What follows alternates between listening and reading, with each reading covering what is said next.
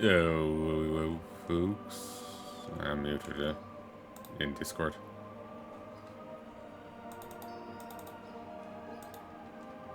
Yeah, I don't need to repeat it at one raid. So, the Sunken Temple thing. Noticing the amount of audio bleed in my vids. I'm back to using the desk mic. It's actually viable now. It does take me time to get used to this setup. It's weird. I haven't recorded a table in over a year, so beyond once the other day. So it's taking me time to get used to it. But there's a Naxx run today.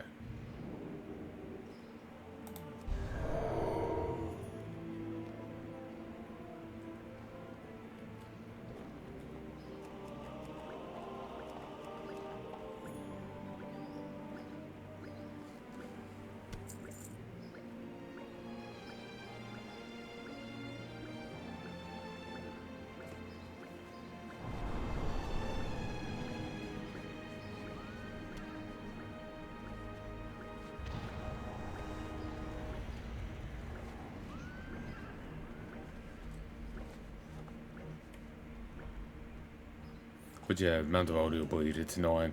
I think for those fights, that content, I'm not going to lower I'm not going to lower the game audio. I'm going to leave it up higher to help cover it more.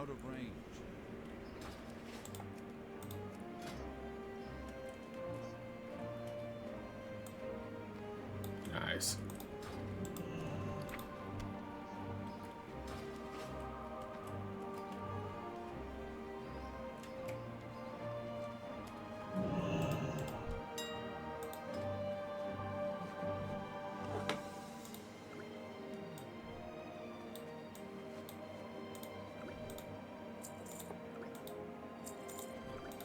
Seems we're also going to be doing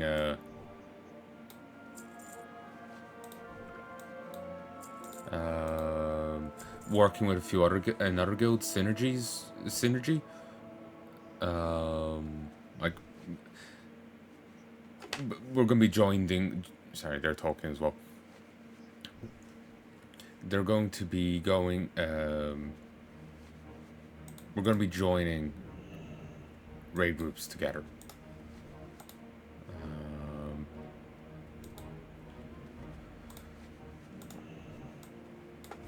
We're going to be joining raid groups together. Like we were doing some stuff with Iron Ring before. We're still working with them, but we're also going to be working with Synergy, WoW Boomers Guild. Actually, when I was doing some editing, I actually saw him in the background of one of them on Triple Treat. It was like, small world.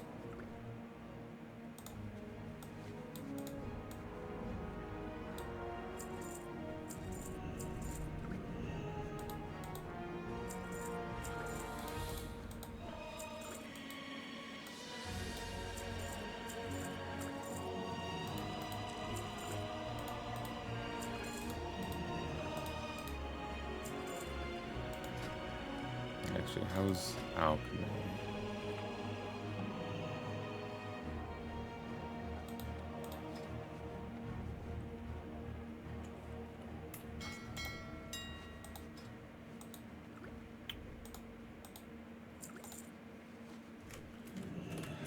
I shouldn't make this much firewall.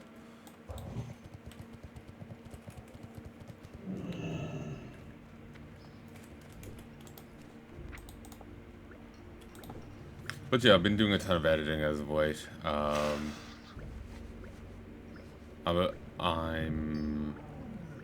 up to my first run with grey parsers. I've gone through my first run with my only MC run with retired. Seems I only did one, and I'm into my first run with grey parsers now. I've also gotten Hand of Justice, you know. The Naxx NPCs are already up there in my recording.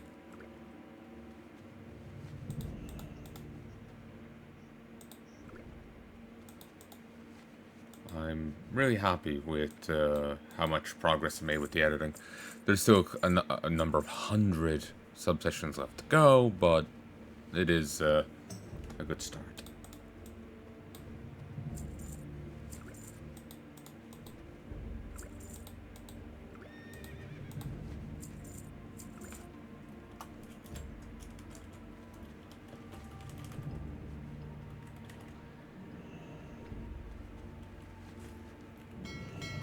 Oh yes, I kind of forgot to do that. Shutting down. Oh, that's the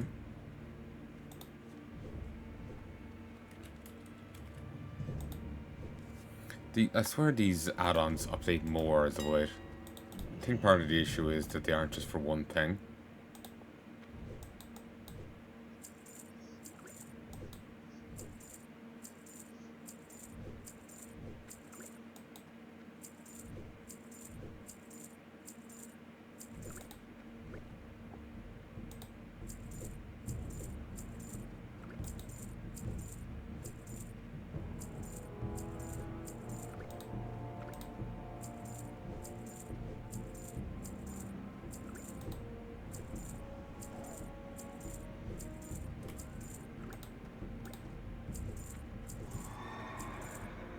Awesome. Pricing on so much has dropped. I'm certainly making a loss. I'm just glad I'm rich.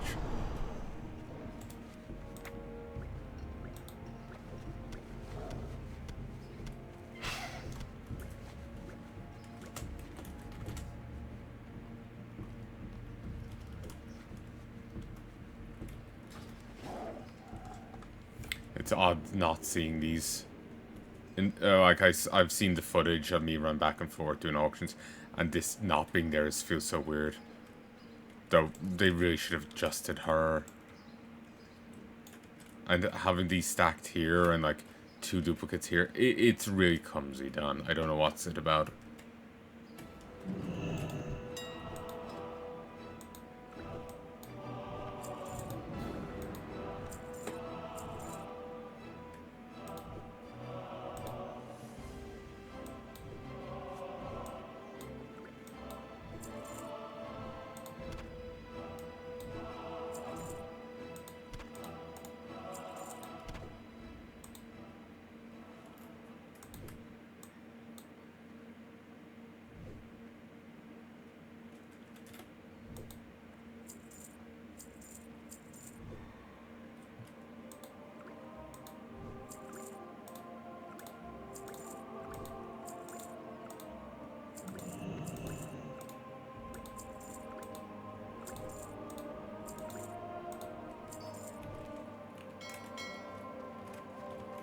Sadly, recording today means that I'll be adding to the amount I need to edit.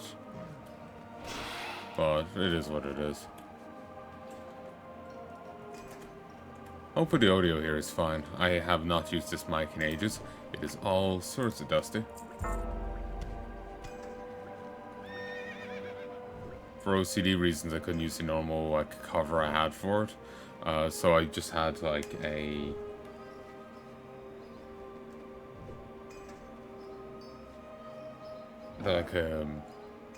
basically I had a small toll roll bag up here. It was empty. And so I just stuck this in that.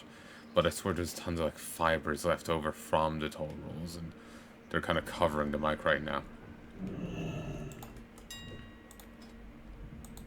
It's handy having a pack of toll rolls up here, simply because with my OCD I have to wipe stuff down constantly. And so you never know when I'll need to clean something.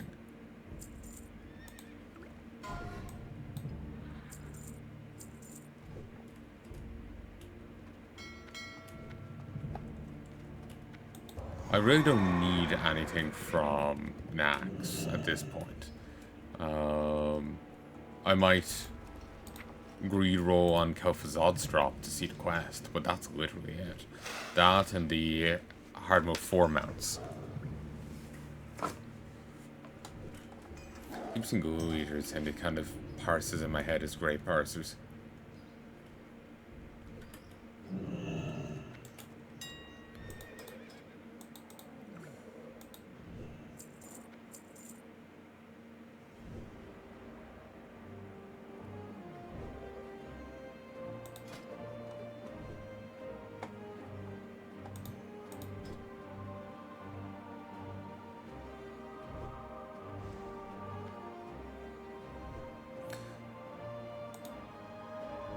This is really your draw. It's like, Jesus Christ. This is actually viable.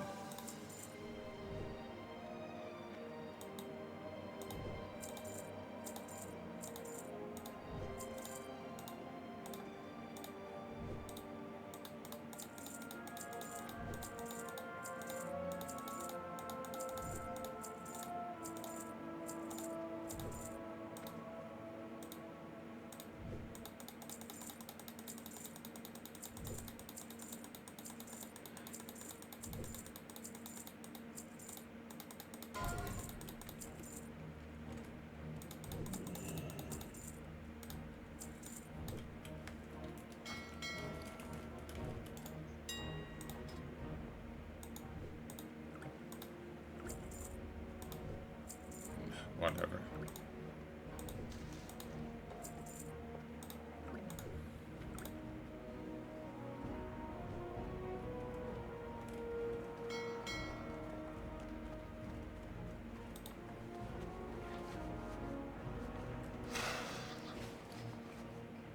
Don't think I need any of those. Let me just go and... What can I do for you? Have a good one.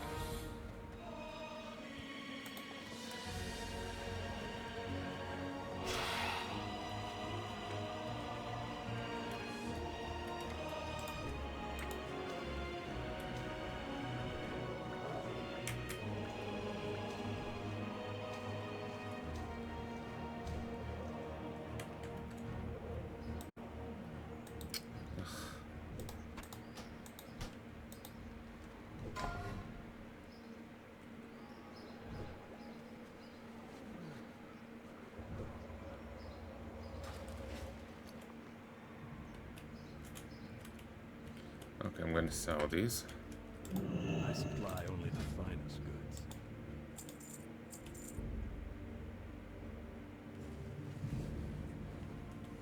Be careful.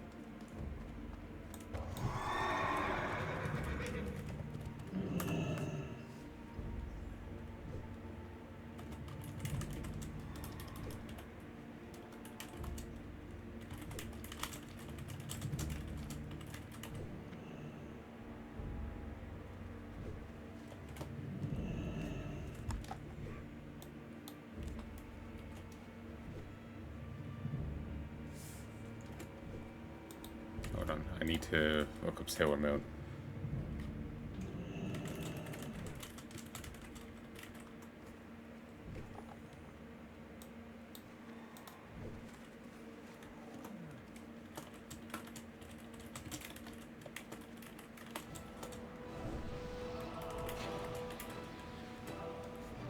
Ah, fuck.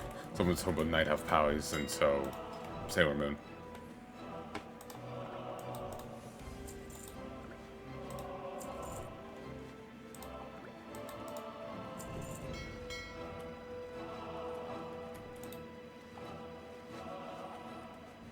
A bit too much of that, but oh well.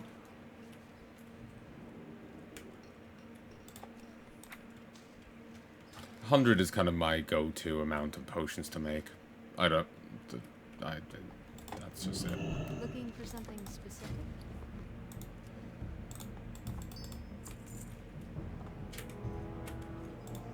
Light bless you.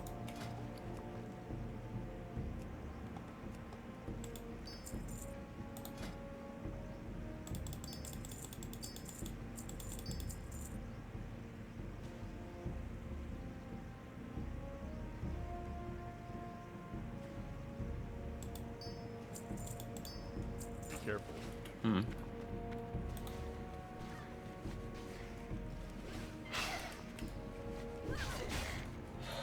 did not as many buy as I think it did.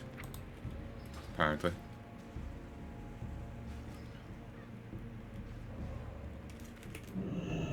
She told me how much of anime I had.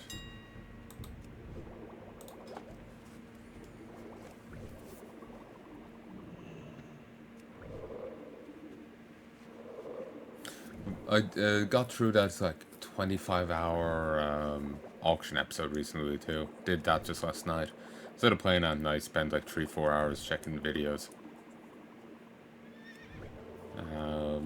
In some ways, while the auction episodes really did like expedite things, okay, I just didn't get as much silver sage as they did. I think I only went for 100 and not 2, so that's it.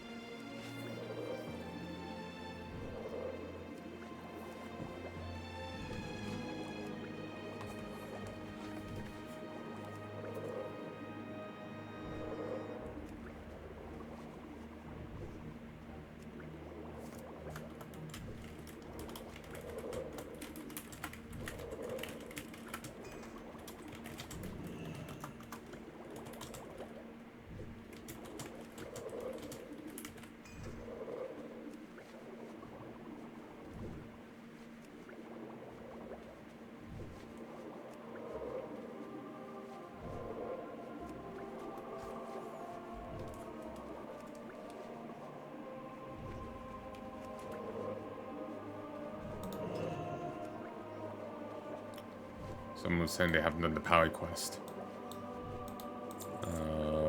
Epic Mount quest. I'm just saying I still do want... I haven't done it myself, but do want to.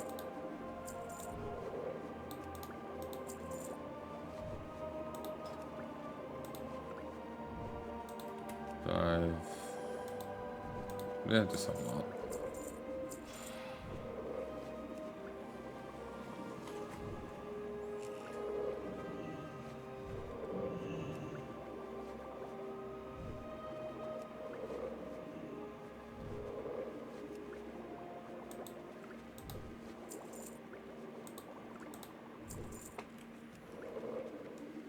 Sorry about the PC fan and noise it's making.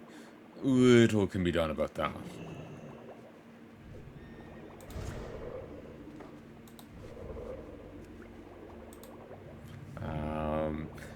One of the fans needs cleaning or is on the way out, so it makes a weird noise. But you either slow it down or speed it up, in which case speed it up, and it stops making the noise, but now it's making more noise from being on a higher setting. So it just is what it is.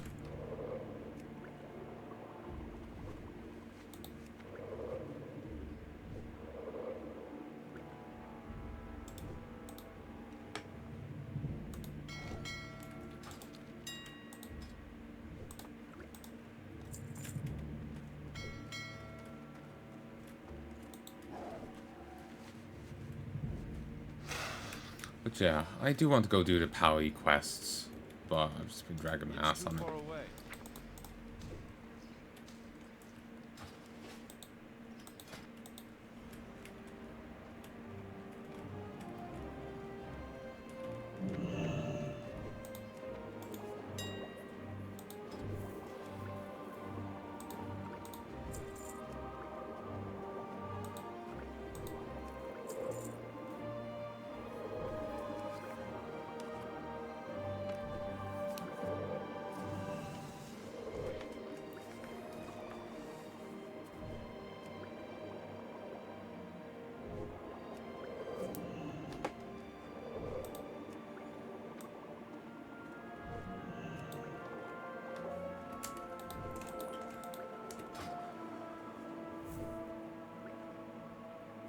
Ten less strength, but 11 agility.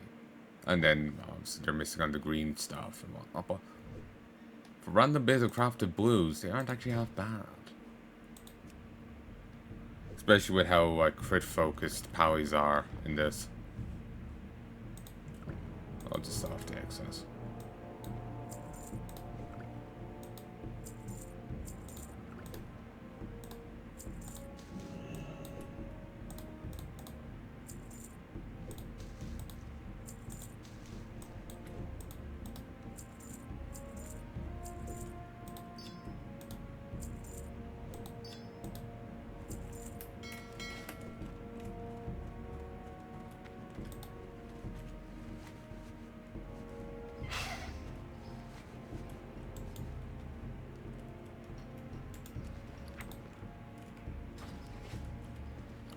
Okay, so let's run forward. I don't have mongoose, but that's fine. I have giants. I have honey badger. I have flask. Don't have this, and I don't have fire potion.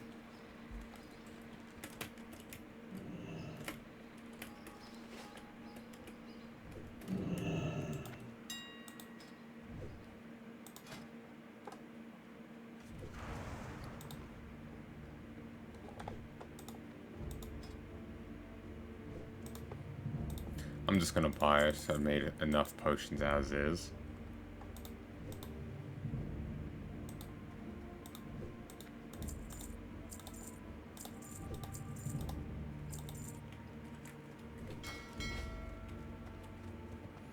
Yunzi is one of the people. There's someone with a very similar name in one of the guilds, Synergy, that we'll be playing with.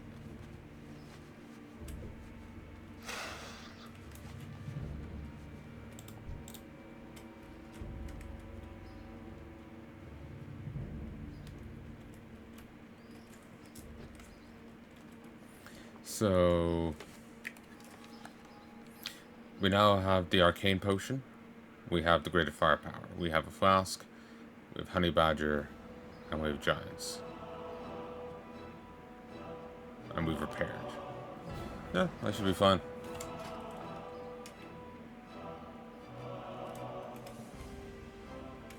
And now all the redemption I'm missing, war plate I'm missing, shoulder pads and leggings, which are currently taken up by AQ40 gear.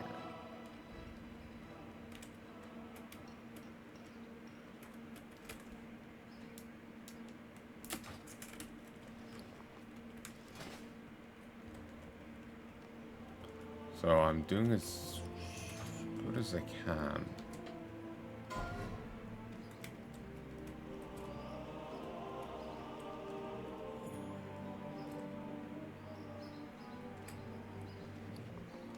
I think I'm just going to start flying up. Palnai and for the Alliance. Hey there.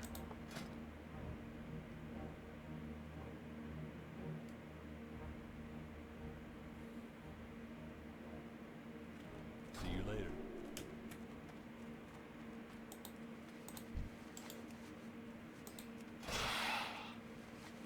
Oh. What's that sword? Howie.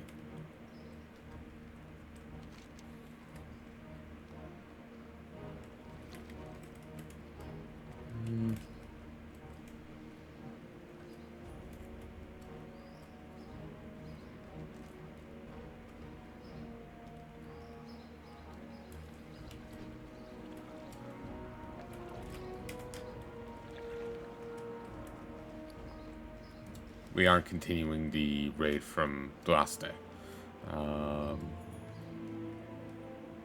The Sultan Vinegar Enclave. We aren't continuing that run. Though we will probably be we will be joining in with another guild's run on Wednesday. Synergies. There's 2 different raids they have. I don't know the deeds. Need help? Be careful. No, I have everything. Greetings. Go with honor,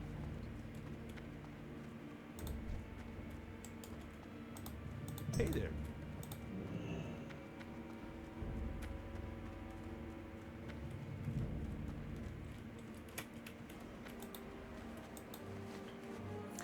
I have actually been thinking of going back to FF14 for a send-off to it. Though I don't know when that'll be. Just seeing, someone mentioned Limsa there. And I'm tempted in going back for a send-off. Oh, I just noticed the disc adjusting. Never noticed that before. That's kind of cute.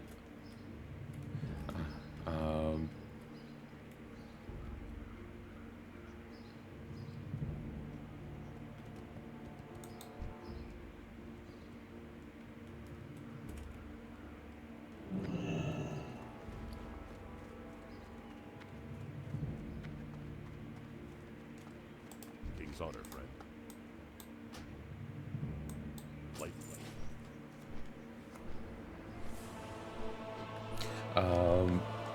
Yeah, they mentioned Limsa there, so they got me thinking about FF14, and like I don't really plan on going back to that game proper. I've been hearing too much about the mistranslations of the game. Uh, if I'm trying to do this off the cuff, so I may not be remembering it. If you want to get it precise, look up double perfect KO, double. It's either double perfect or double critical.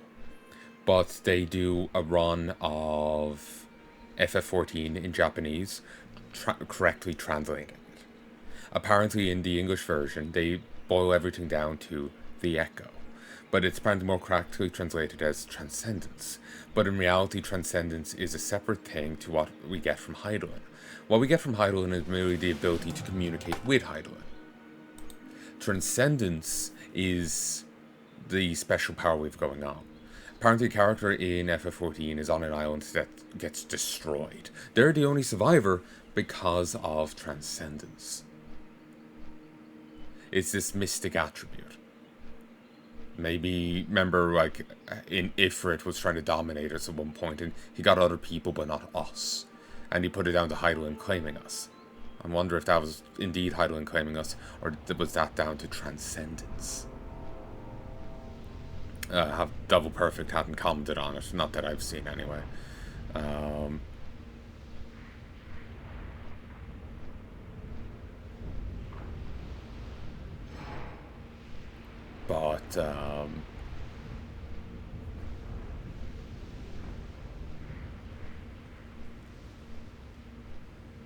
This is giving me flashbacks. I've recently seen these fight paths as I'm going to Molten Core, so it's just like, oh yeah, Molten Core raid, yeah. But what was I saying? Yeah, apparently the buff we get from Heidelin was merely to communicate with her. She does give us, you know, stuff situationally to help us, but those were situational. What we get, like, you know, are like active kind of stuff, or this stuff that's with us the whole time. One is transcendence, which we don't get from her. The enemies themselves have it. Random NPCs have it. What we get from her that's unique to us being her champion is the ability to communicate with her. They also mistranslate it and imply that we are obligated to do her bidding. That basically we're enslaved to Heidelin. In reality, Heidelin is obligated to only work through mortal champions. It's the other way around. Heidelin can't do shit if we don't choose to work for her. If we decided, you know what, Heidelin, go fuck yourself, and just ignored her, she couldn't do shit about it. She couldn't do shit in general. But they have these chronic mistranslations. Tal's balls is a creation of the translator. You know, it's inaccurate to what's actually there. At the end, towards the end of what I've recorded so far, though, it hasn't come out. And even if I was to start working on it right after this, it still probably won't come out because of the amount recorded before it. Oh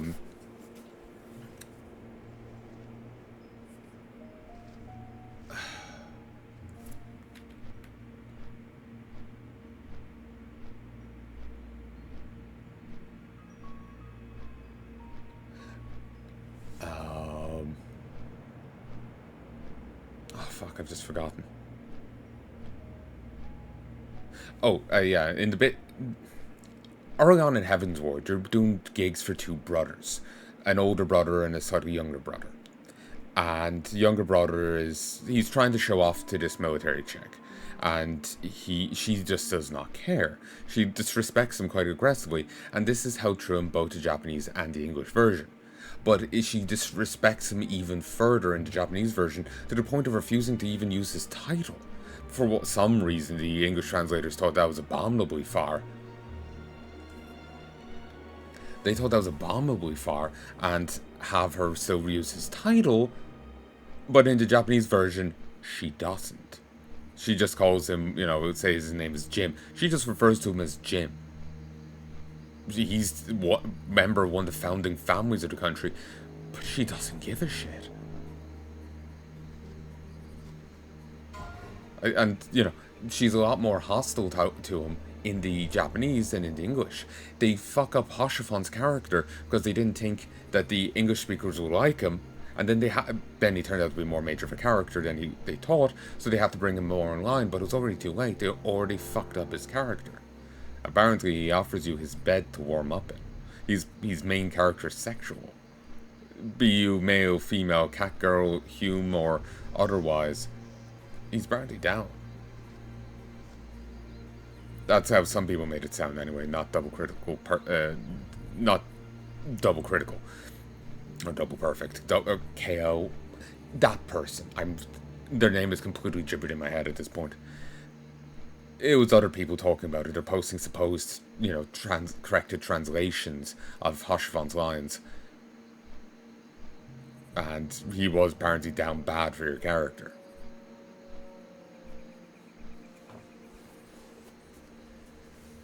And they removed that in the English version for some damnable reason. But apparently the translations are riddled with this. There's Momodi from the Waking Sands. She gets poetic in a moment, and they correctly translate it in the English version, but then add a line of her mocking it, insulting it, downplaying it. That was entirely them. They accurately translated it for once and then insulted it. So according to someone else. I've seen multiple people talking about it, and they apparently constantly fucked up the translation of it. So I don't think I can ever really go back to it. I've spent so much money on it and whatnot, but honestly, spending any more would be... I can't justify it. I had fun with it back then, but I can't justify doing more of it. So I'm thinking of going back, fighting Ravana, and leaving it there. He's got a great song, and honestly, I plan on fighting him and trying to sing along with it. And that'll be the send-off. It's a really fun song to sing. And I kind of enjoy trying to hit low notes. My throat is way too sore today, though. With my OCD, I keep having to, you know, like, hit the low notes and just, like, vocalizing to whenever the dogs start drinking. And they will drink for, like, a solid, like, minute, 2, 3 straight. And, yeah, I kind of tore my throat up earlier. I can't deal with the sound. It makes me want to pee. Terribly bad, so. Let's unmute this. So yeah, it's just too much.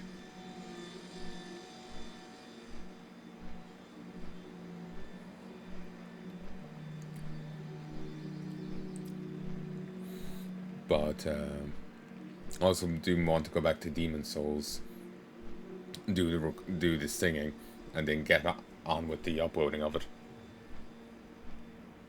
I keep thinking like maybe it's a question of should I or not.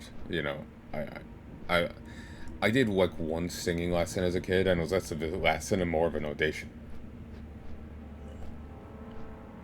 I think it was pitches lessons, but what the lessons ended up being mostly was, here's a song. Here's a song. Learn it. Sing it in front of 40 people you don't know. You got 20 minutes. That was the lesson.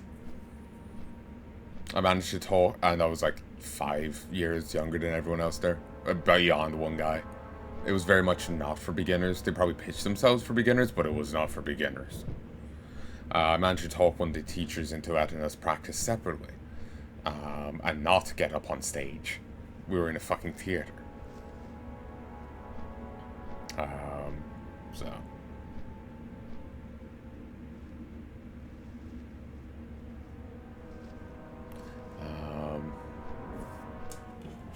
So, yeah.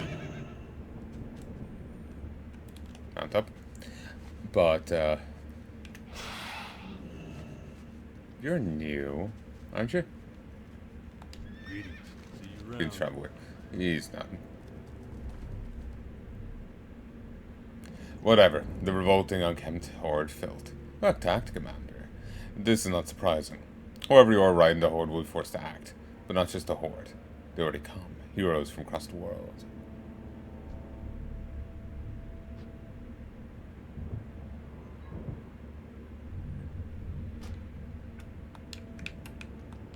But,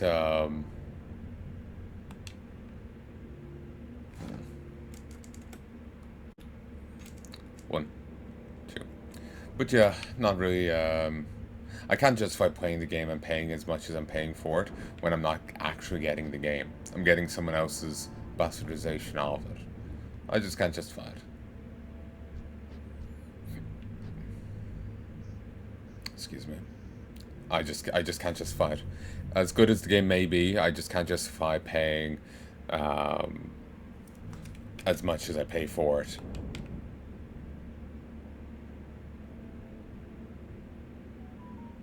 And like future expansions when I'm not actually getting the game. I'm getting another guy's mistranslations of it. Like they apparently left that the Heidelin thing up for well, I think it was said in Heaven's Word that they mistranslated it and implied we were slaves to Heidelin. They didn't use the phrase slaved, but that was the implication. They left it up for an entire expansion. So it was in Stormblood or if it was in Stormblood, then it was in Shadow Walkers or whatever. It's 2 to 3, 3 to 4. They skipped an expansion. It took an expansion for them to correct themselves. I'm not sure if they went back and fixed the line, or if they just had a new character say the corrected thing in the later on quest. So I'm not sure if they corrected their error, like which way they corrected it. So yeah. But yeah, I just can't justify spending that kind of cash on a game that's that messed up.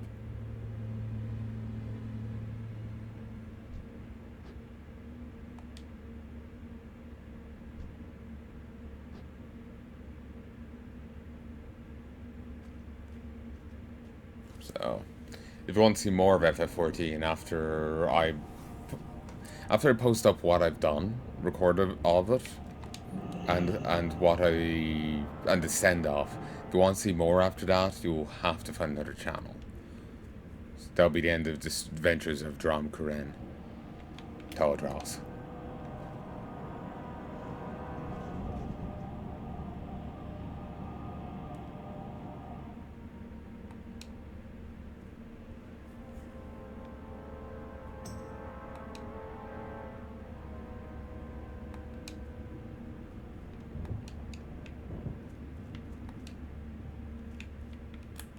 This analog stick is busted.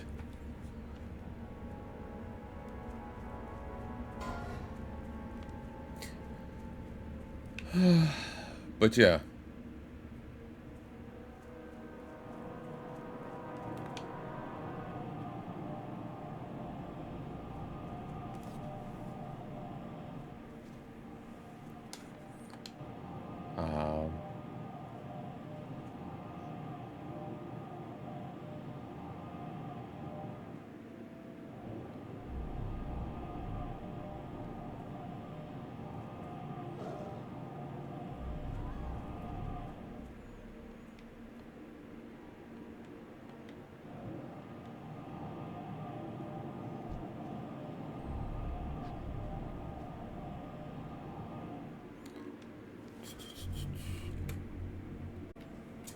One, two.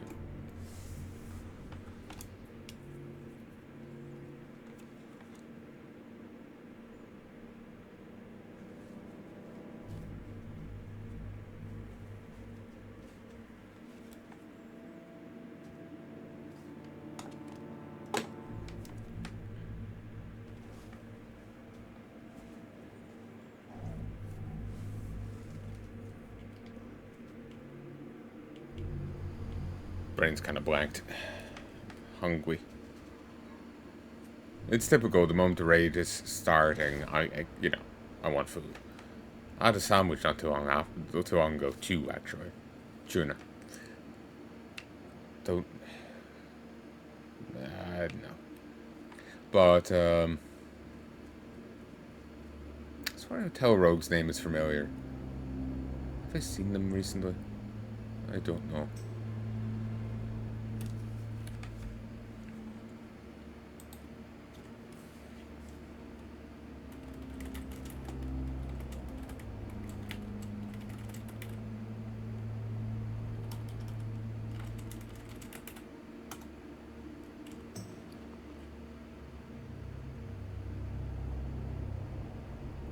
I'm hoping I'm okay. Someone, Hex just offered me some potions. Hope I'm okay. I've only one flask of either type. But, yo, yeah, I was saying that, after a certain point, there won't be any more FF14 coming from me. I'm sure you're heartbroken. But I see little point in playing a game where I'm not actually getting the game. And another thing I've heard claim of is that when you're playing the mainline quest, it's wrongly translated, but the moment you step away from the main quest, it's even worse.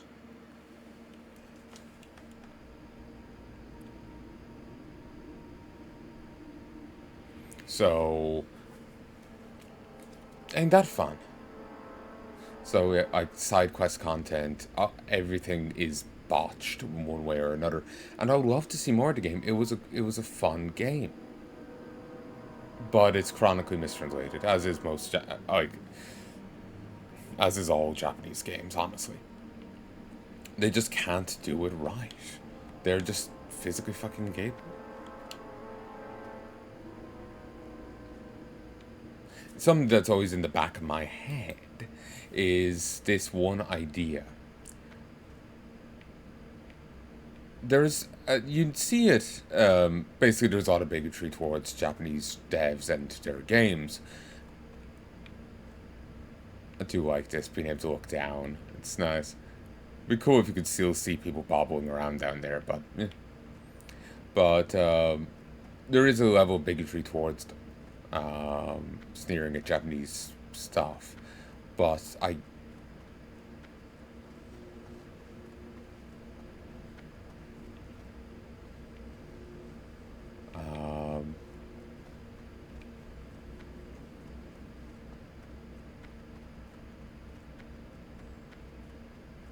think that's the stuff I undercharged for.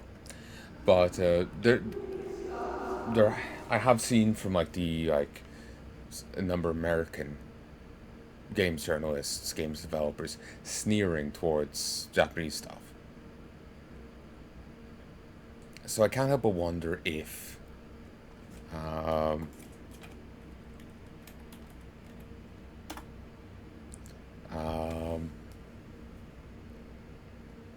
the chronic mistranslations. I'm not talking about specifically the FF14 translations, but in general, with the whole games translations being botched, I can't help but wonder if some of it's not down to that. Like they do. Look at Sony. In Devil May Cry, they censored you see ladies' ass crack, and they have to put in God rays that no other platform does. But then they allow, Last of Us 2 to have a full sex scene with no censoring. It's a lot more graphic than a bit of ass crack. And I believe they both have the same age rating. So, it doesn't make sense. But it makes more sense if you think they have a bone to pick with the Japanese devs. So with the manga, anime, the games being chronically mistranslated, it kind of tracks if it's coming from a place like that. What would you ask of death?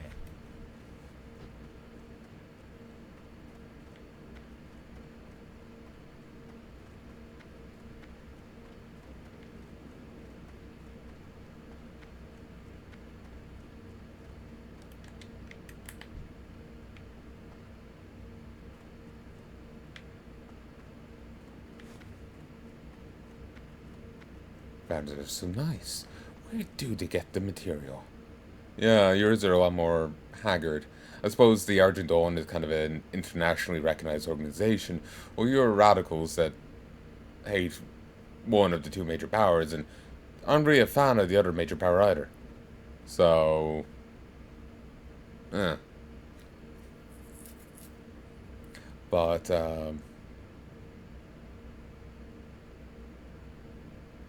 yeah, but basically, I can't help but wonder if the chronic mistranslations in it aren't at least part of that weird grudge they have against Japanese games.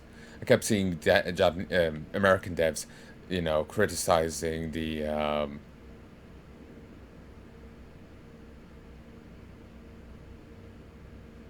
like UI and UX of Elden Ring, saying how terrible it was, and it's fine. I don't see what you're complaining about. It just seemed like they were complaining to complain, you know? It didn't seem like legitimate grievances. It seemed like they just had a bone to pick. Like they were jealous of what FromSoft had going for them, you know?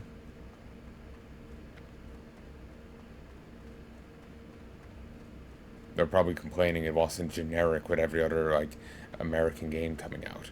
I noticed a lot do seem to share this, like, UI to the point that it feels almost interchangeable, and it's... But since people started pointing it out, it kind of really just sticks in the back of my head. It's kind of jarring.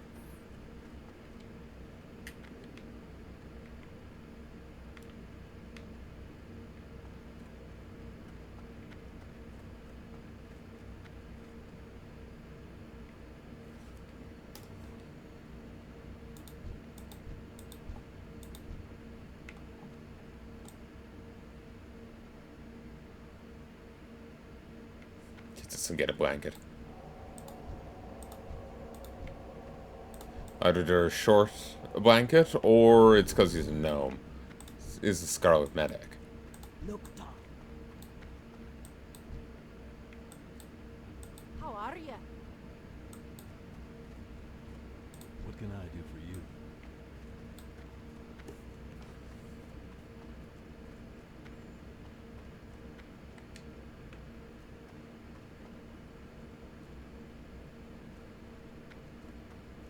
But, yeah, it's just something that goes in the back of my head. Because I see them, like, Japanese games getting treated differently to the American games. Them spazzing out more about them.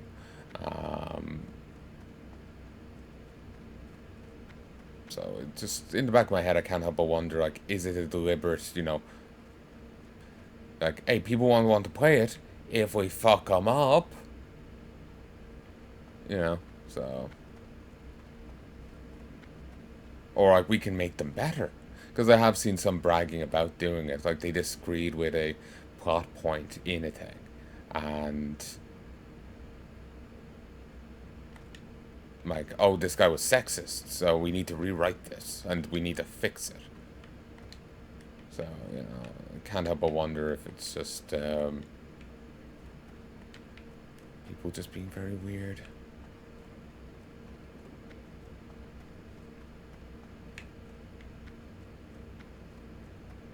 But yeah, basically, I can't justify going back to FF14, given that I'm not getting FF14. I'm getting someone's rewrite of FF14. And that's not what I want. I want the actual game. I want the actual game. I don't want that.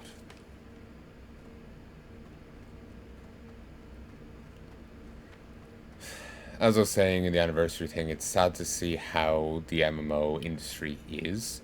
Because, like, okay, look at WoW. Blizzard can't decide for 5 seconds what the actual canon is without decanonizing it.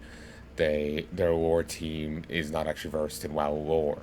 They'll put out stuff that disagrees with the game. You have to buy supplementary material to know, like, what's the canon event play out of stuff. But that at any moment they can decanonize it. You go through a long quest chain in game. Yeah, that's not canon. This comic is. This comic's canon, but you'll see no trace of it reflected in game, despite how big it is. These events are canon, but this character that's pivotal to these events isn't canon. Or, as far as I can tell, isn't canon. There's tons of shit shows one way or the other with WoW. Then you look at FF14, and nothing's correctly, and little's correctly translated. And what is, maybe damn right, double back on itself to insult the correct translation, what was correctly translated. You know, there's like not EverQuest. Well, there is EverQuest, though I don't know anything about it. There is Guild Wars, but that's riddled with microtransactions. And like chests that you can get that you can't unlock unless you get like one key a week. You'll get many chests a week, or you pay real money to unlock them. You know, there's Elder Scrolls Online that it's also heavily monetized.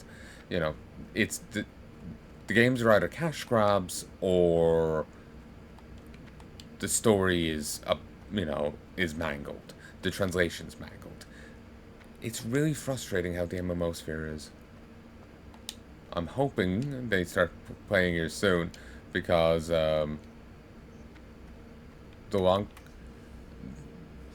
this goes on, the more annoyed with WoW I'm going to get. It's kind of what killed the anniversary service for me. I bitched about this too much on the first session. Ooh, apologies.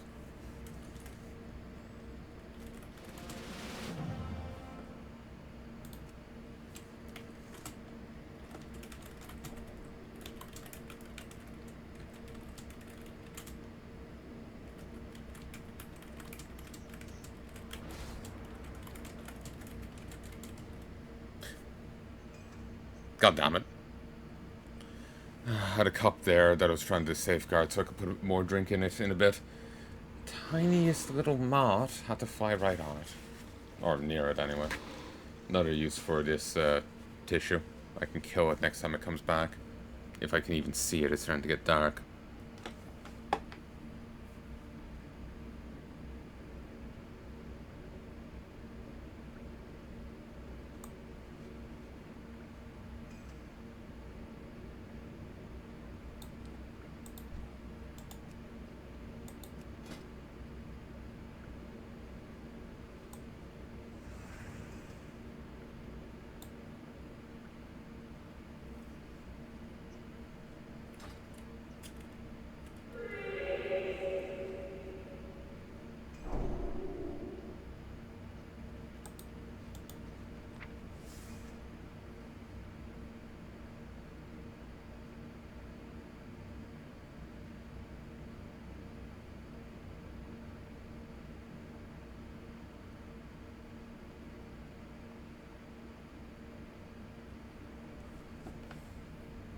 I don't actually have many of the things.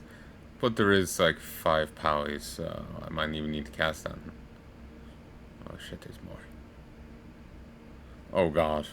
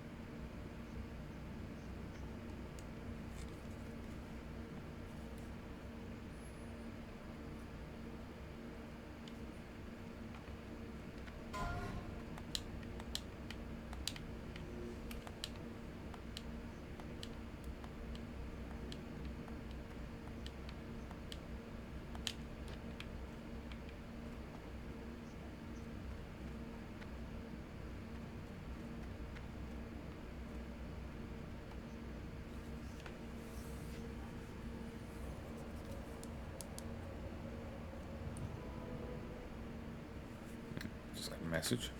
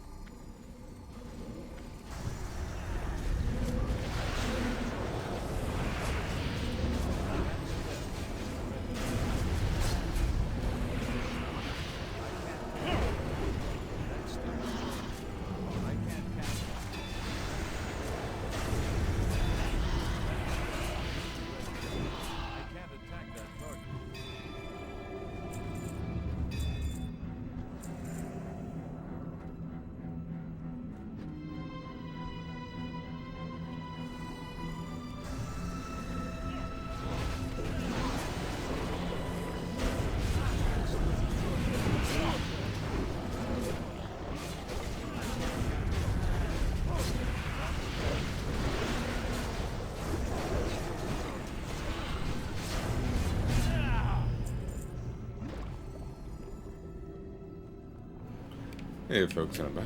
Just had to have chats there with Mum for me instead of chatting with you. Did those enemies just appear or what happened there? So I swear I'm critting a lot harder than previously. Is that the tier bonus or what? Like obviously I'm operating under tons of bots right now. Oh. What the hell?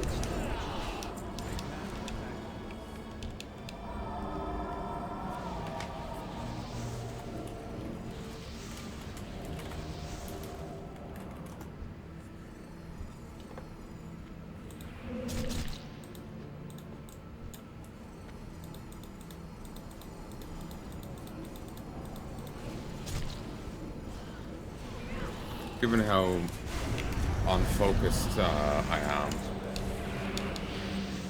me being where I am is still impressive.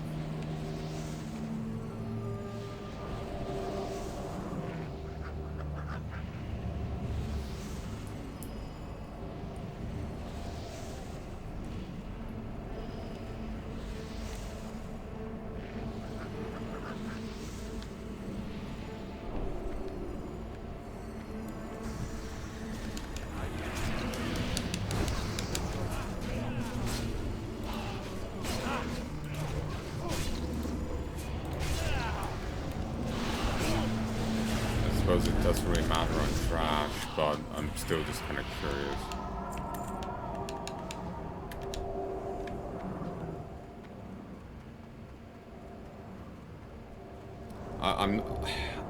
When I start to like thinking, like when I start acknowledging meters, I get very fixated on them. Because I feel like if I'm not topping the charts, I'm worthless, so.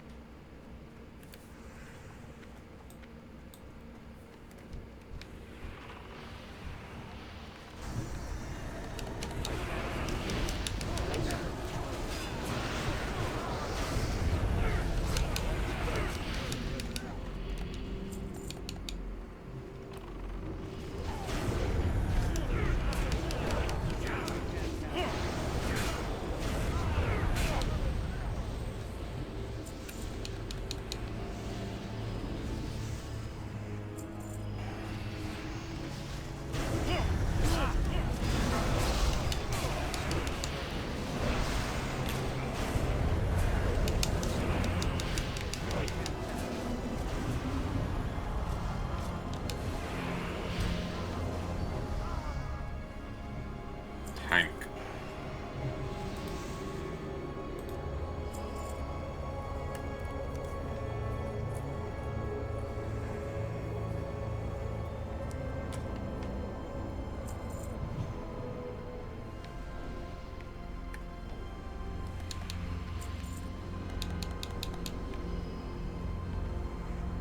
I'm gonna enjoy killing these slack-jawed daffodils.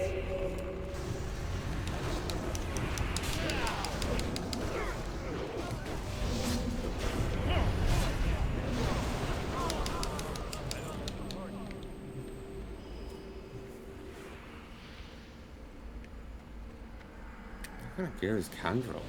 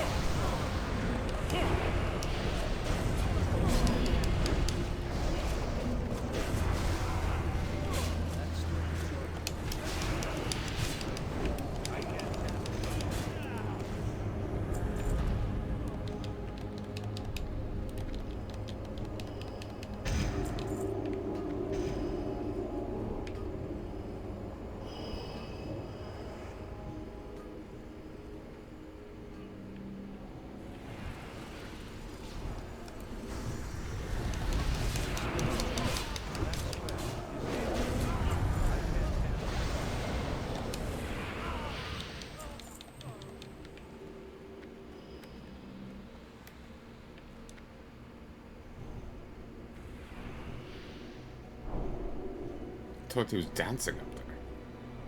Less fighting, more dancing.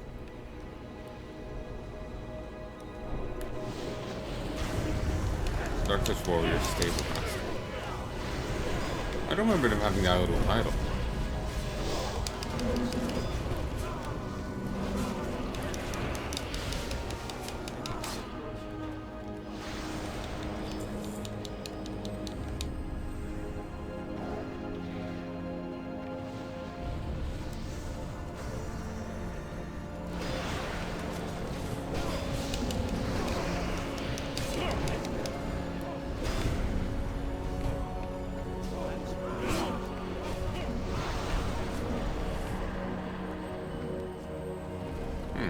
Forgot that they had that stuff. Fear.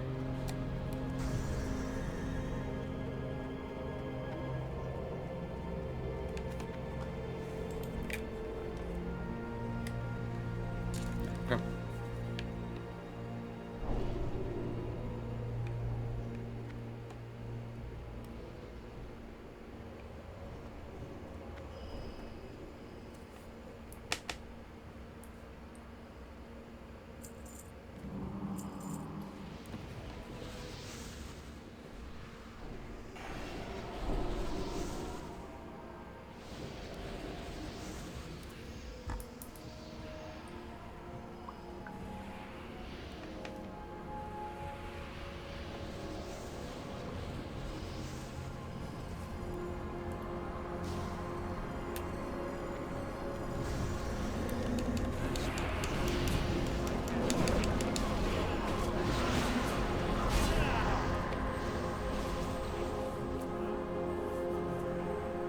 Just standing here emotionlessly.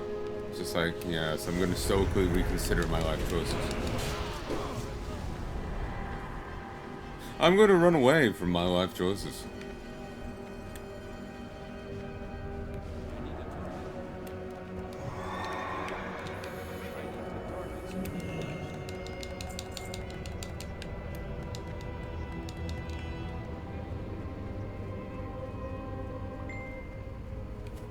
Okay, just mute myself again.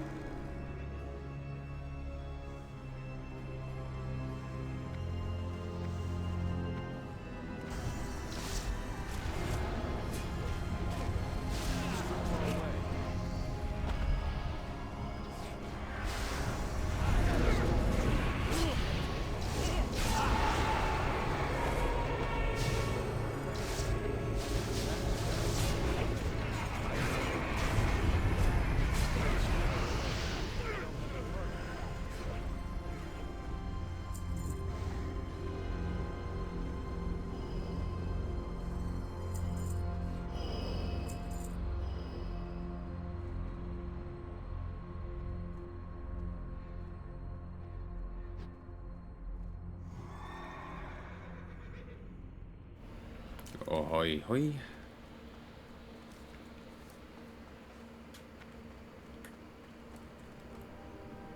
Yeah. Okay, good. The muting feature does work.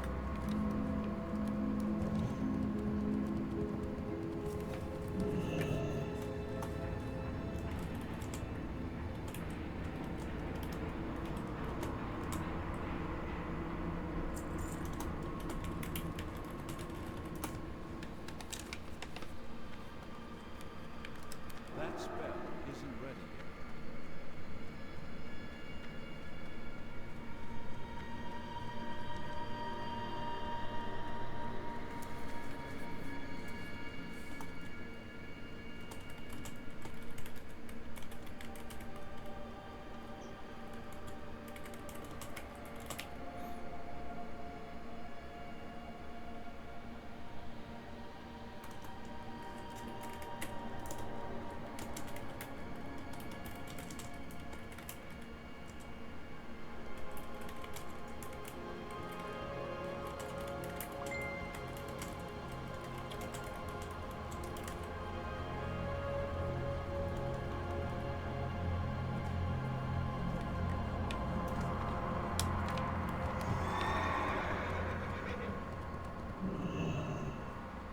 So, I always wanted to get Shadowmourne, but I didn't rate enough with the guild at the time, so on and so forth.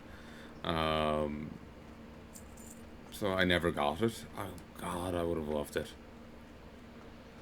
Do wonder how they handled it after Rat. They probably just deactivated like they do nowadays.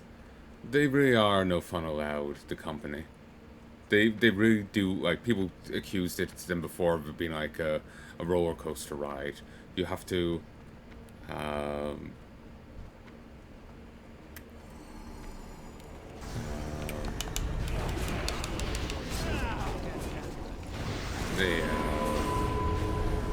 they like, you know, WoW is more like a roller coaster or a theme park where you have to have fun within their lines, and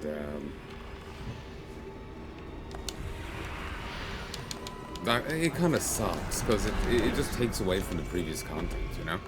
It's only the current thing that has any value. So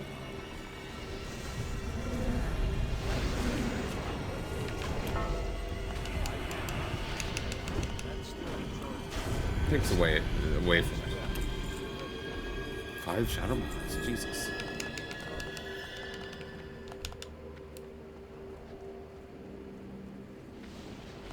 Do not continue. Turn back while there's still time. You know, sort of Zelik, it got the worst of it. His, like, duty to the light was so potent. He, like, his, you know, fate was so strong that he maintained his own personality,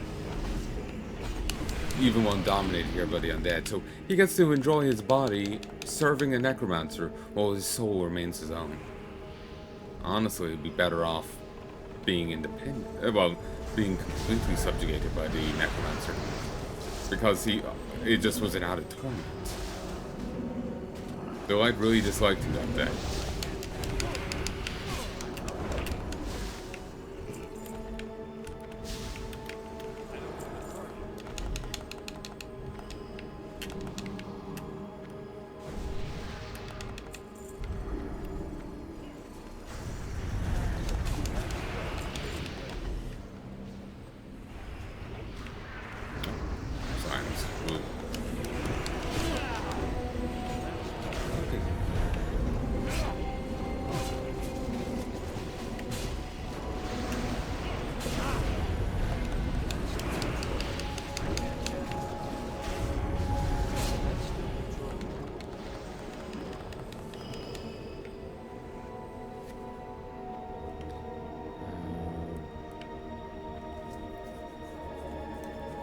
I would like to do Burn Crusade, but I kind of want to do like seasonal Burn Crusade.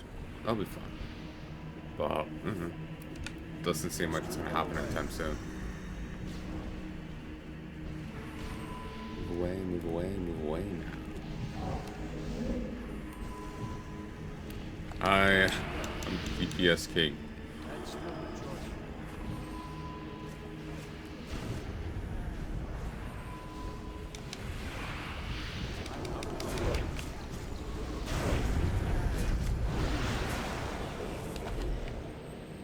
So, gonna mute myself again.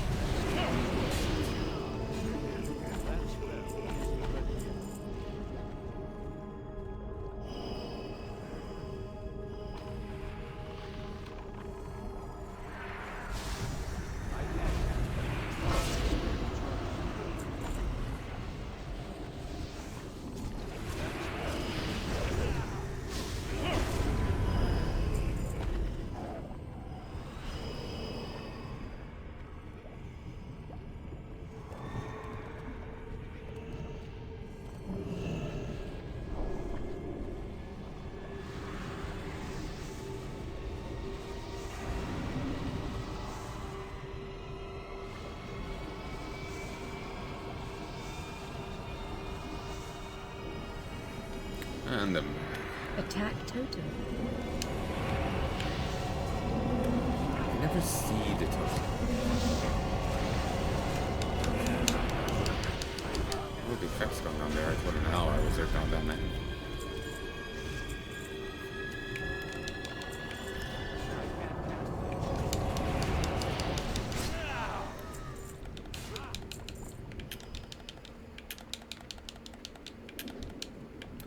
Apparently, there's like whales of like women and children, and if you, the moment you fight Thaddeus, it stops because they were fused in to make Thaddeus.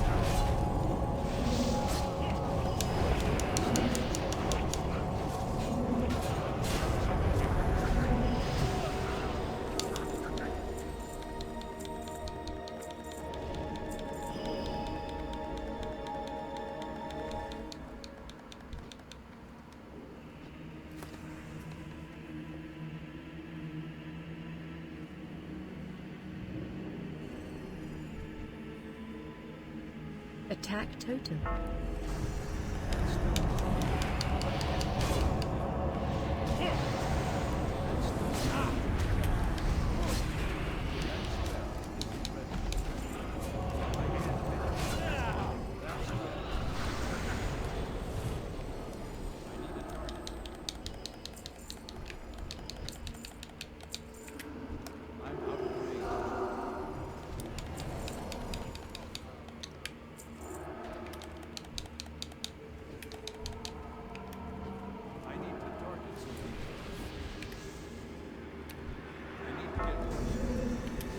Attack totem.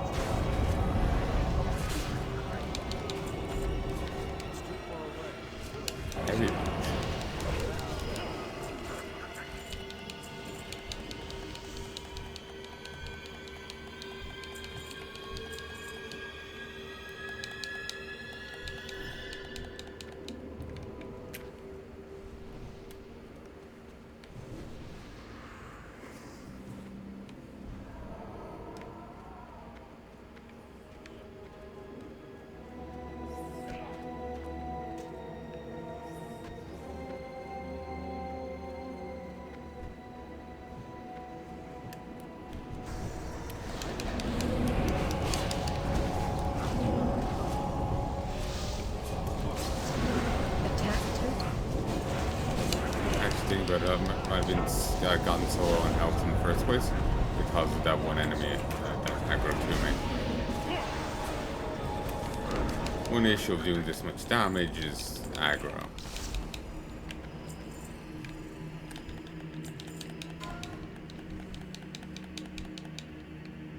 I often SR'd anything because I literally don't need anything from here.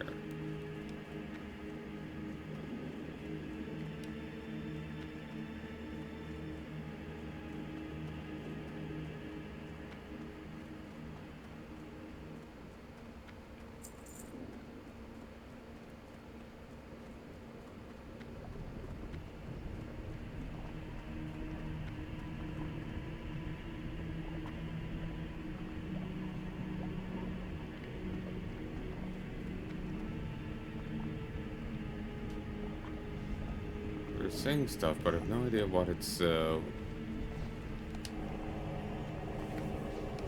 with.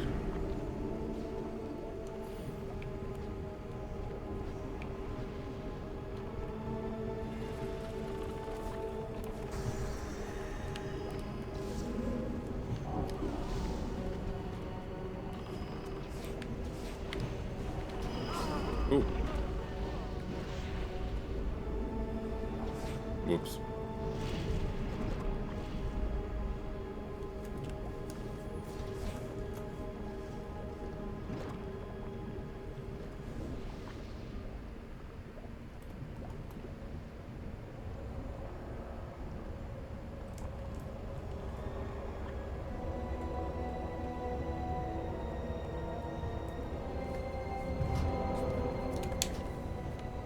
All those buffs gone.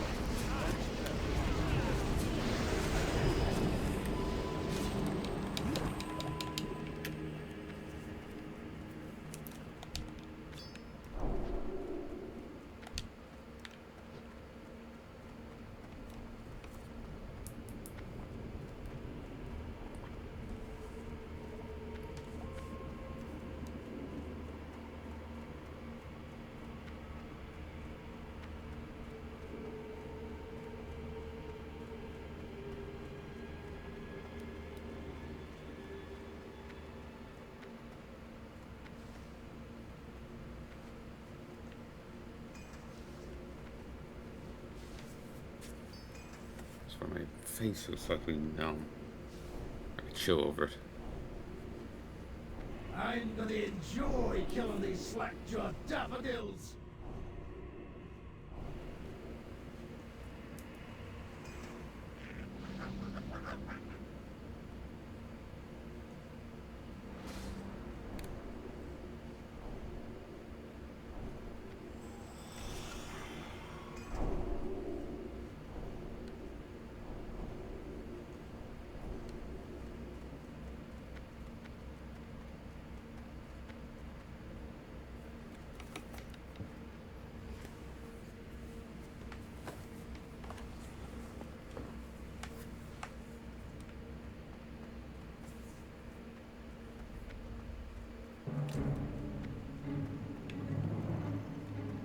You know, we could just leave this place as is and it'll eventually just collapse of its own accord.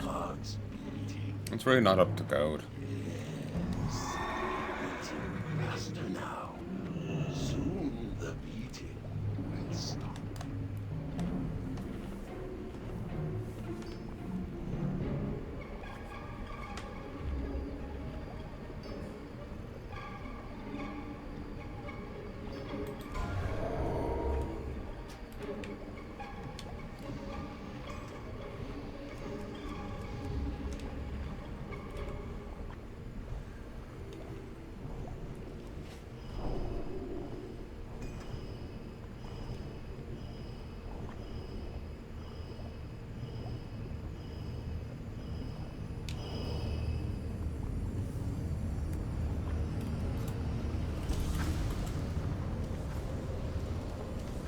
Hold on.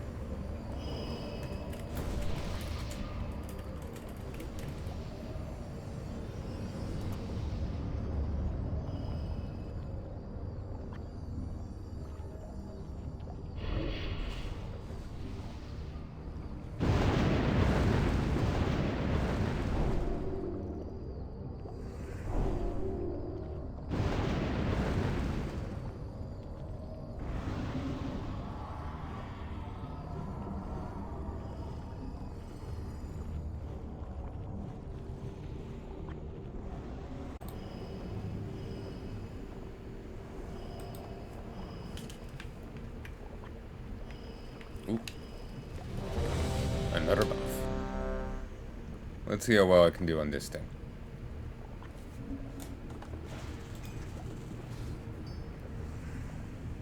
The Crypt Fiends can get cleaved down, it's fine.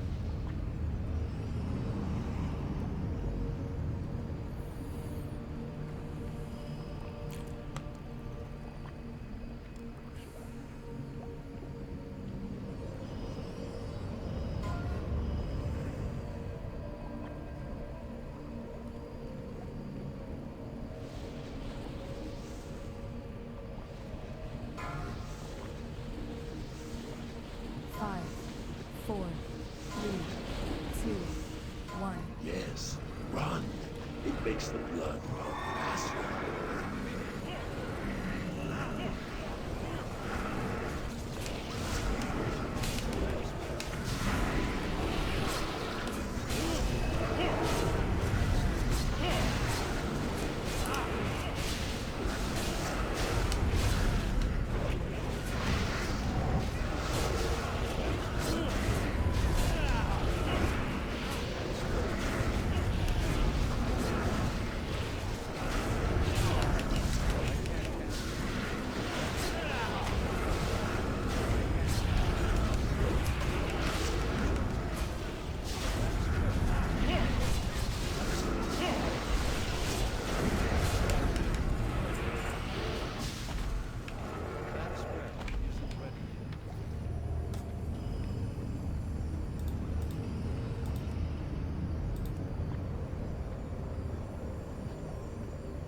Okay, it's claiming I'm topping the damage meters now.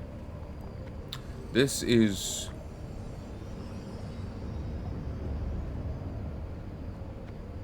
Well, this is kind of damage that will be topping it, but it's not counting so many other people. So I'm not really sure what's going on. Which is kind of taking away from any satisfaction, I feel.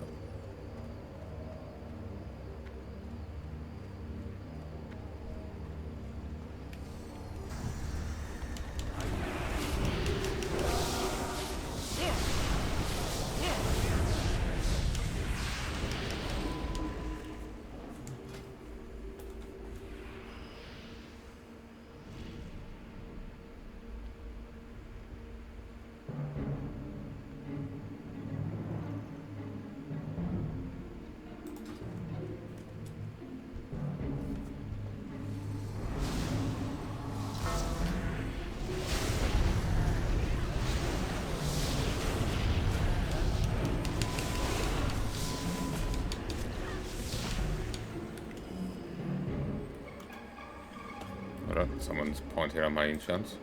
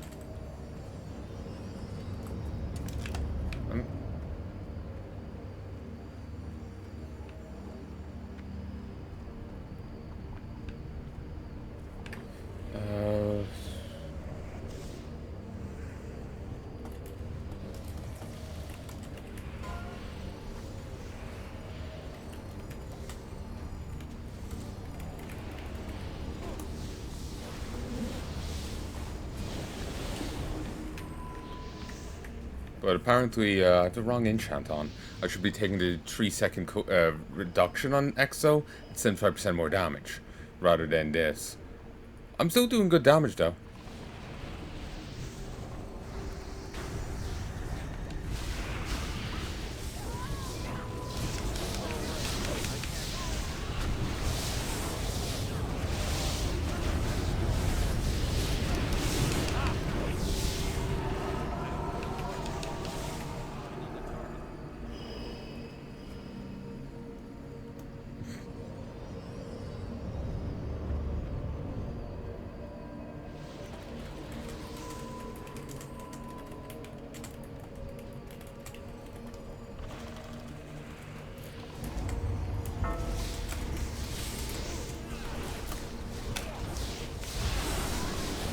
I haven't been up to date on the gearing stuff.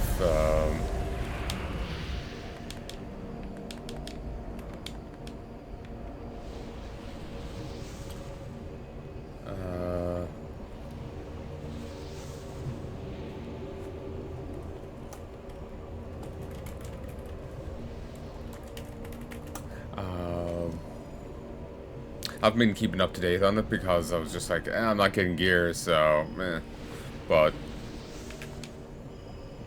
yeah, this Soul of Exile thing is insane.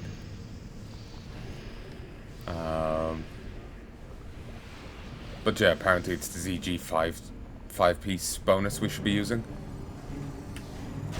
Which I wanted to use from the get-go, but, well, Ed said otherwise.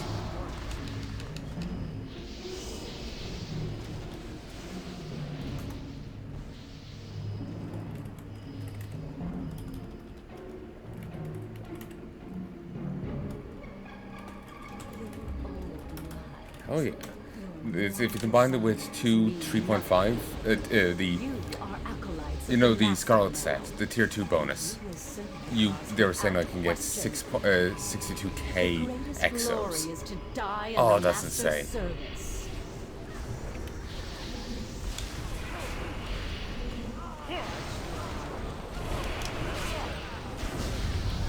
I'm not really sure what we're doing right now.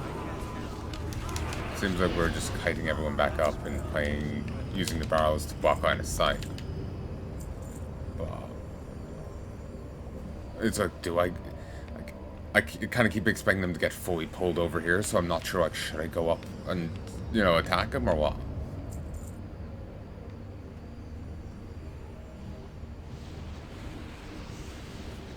Excuse me.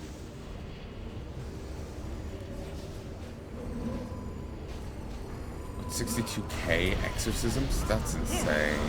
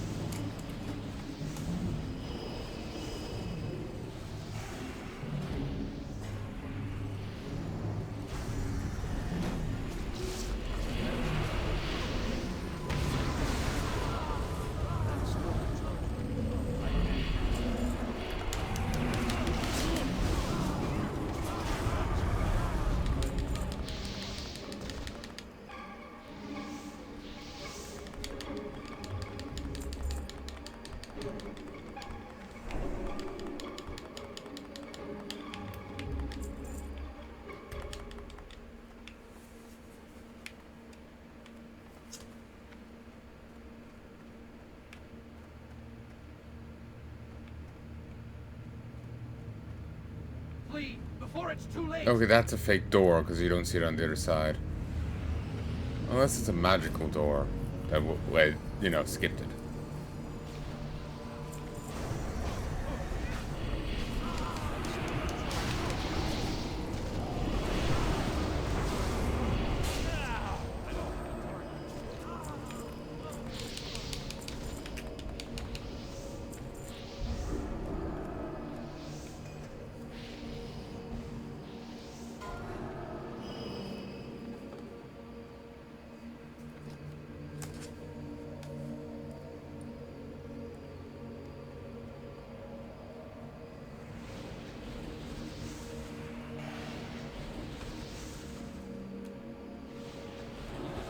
I'm still reading some like webtoon stuff.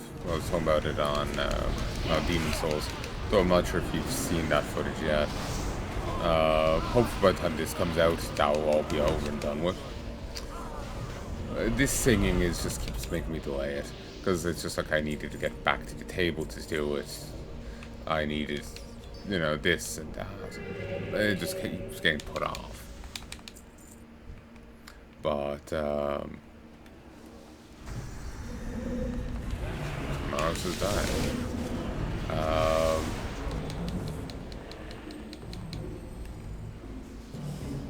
Sweet Home was fantastic. There was a bit of a plot hole at the end. I can talk about it vaguely. A character finds a phone that's been on the ground. We know the backstory of this phone. And how it had been playing music prior to it being abandoned. It had been abandoned for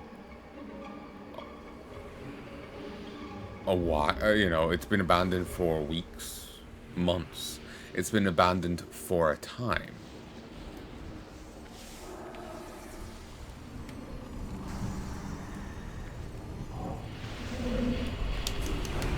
And it still has power. It's been weeks, months. It's unclear how long later it was, but it still has power. Maybe it only played the one song, then just like went into standby mode, but it shouldn't still have battery charge. It's like, what the hell? It wasn't even half dead, you know? It was as if he just came down moments after, you know? But there was clearly a time skip. So, it was a good manhwa, webtoon, but it wasn't. That was a plot hole that annoyed me, because it was like right at the end, you know.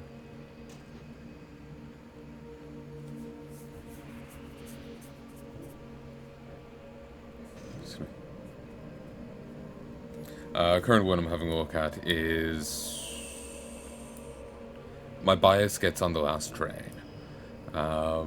It's about a guy falling for a singer. He's actually found her for music, though he doesn't know she's the one who does the music.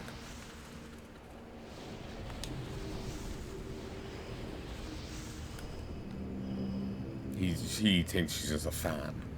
And it's cute enough so far. There's a few others I've been looking at. Zombie Revelation 8208 is a fun enough one. Centers on a variety of viewpoint characters. This one guy has joined the military.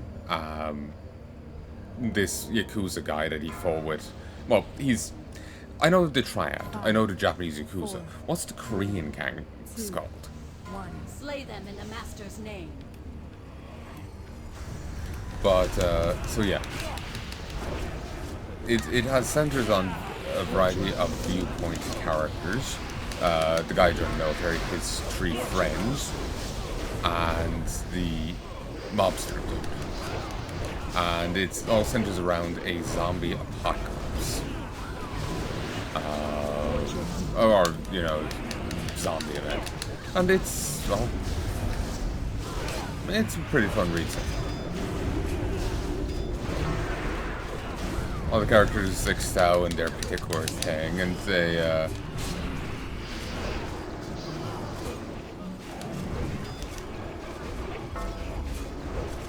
fucking stances.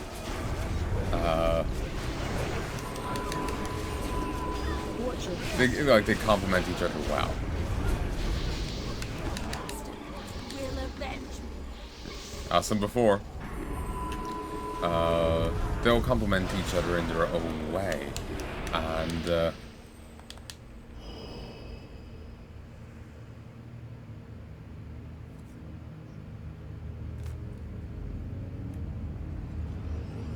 Like, no one's, like, strictly, like, better than everyone else. Like, the main dude joined the military kind of matched the Yakuza guy, or we'll go with that, in a fight. Meanwhile, of the three friends, I can't remember what they all excel in, but, like, they have their own specialty.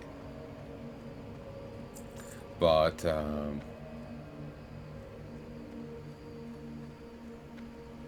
it was a fun read from what I've seen of it so far. The Regressed Mercenary.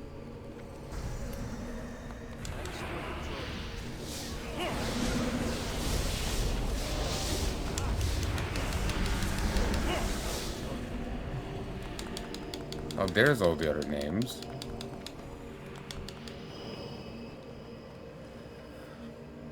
Paranoid Mage, a regressed mercenary, basically guy, he gets to do, it's a typical regression story, but he's Noble's kid, ran away, family's wiped out by the time he does come back. He became a merc and he was pretty damn good at it, and he discovers more about why his family fell in the first place, and then gets a second chance, so he sets about trying to fix things. There's a White Tower Mage one, White Tower's Rogue Mage. It starts off with the death of the Demon King and the death of the Archmage that killed him, alongside, well, the already dead troop elites that came with him. A dragon is there in human form, you know, observing things and being an administrator. Well, a historian. Even bows to him because of his sheer, you know, sheer skill. It's just a slight thing. It wasn't a grand thing, but even that was a, you know, thing. He then perishes from his wounds, and he then wakes up in a hospital bed in the name of, in the body of a guy with the same name. Very typical stuff for the genre.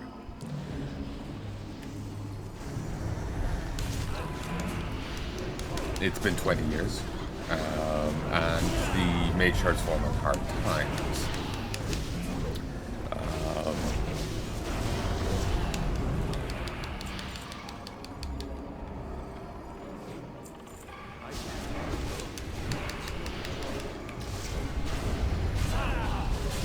Hard. The mage shard's fallen on hard times, and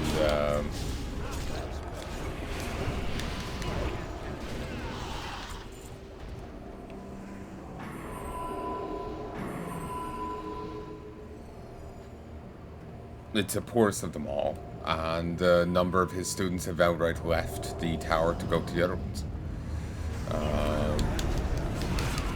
With the body being possessing having been sabotaged by someone. Like the mana circuits were crippled, kind of thing. It's pretty typical so far, but it's a fun enough read.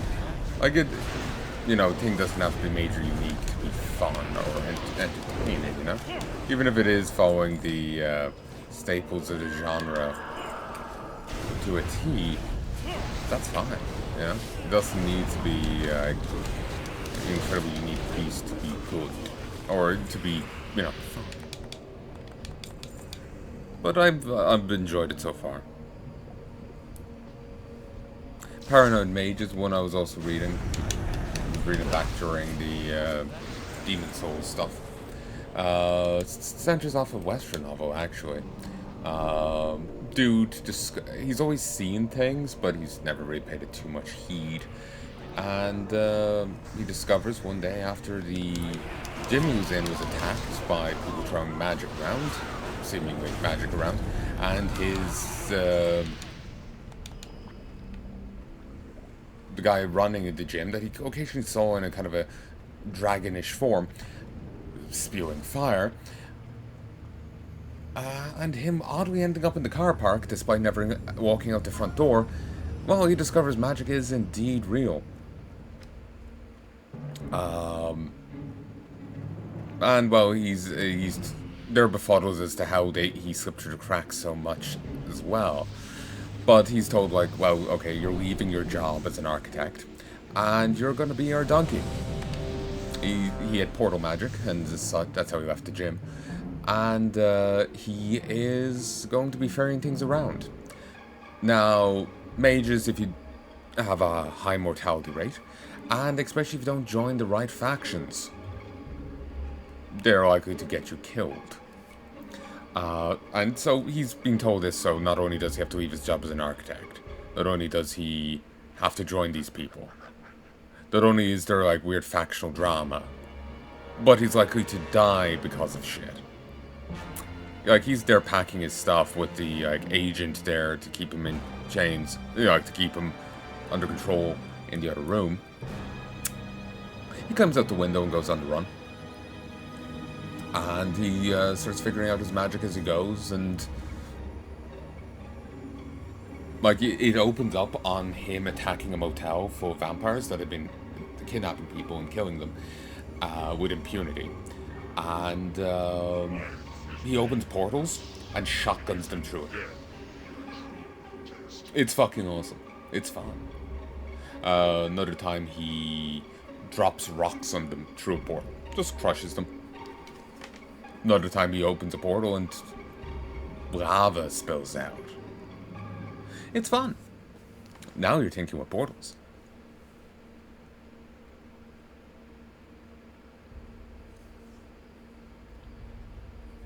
So,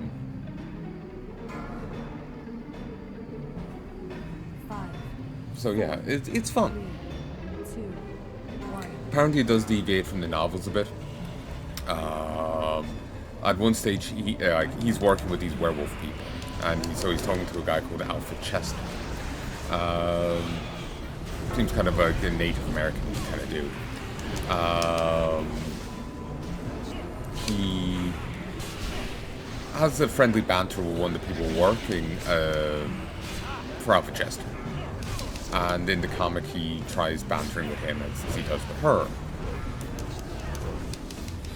which doesn't work with Chester. It's not like he got pissed, he was just more of a what?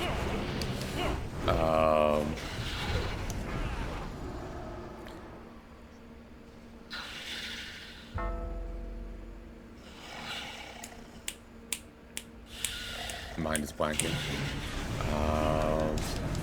Apparently, someone was saying in the comments that doesn't happen in the that doesn't happen in the comics, in the novel. That doesn't happen in the novel. It's actually in the comics he makes those jokes. In the novel, he doesn't. Yay, I'm down. Yeah, in the comics. In the comics, he makes those jokes, but in the novel, he doesn't. That was something they added.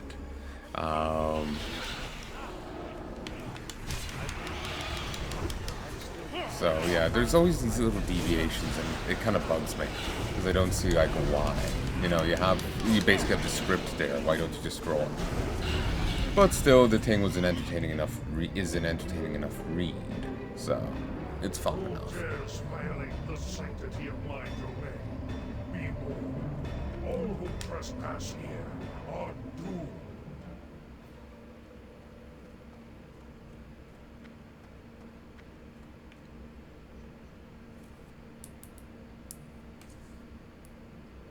Return of the Roombound Mage, Roombound Professor. Guy dies, and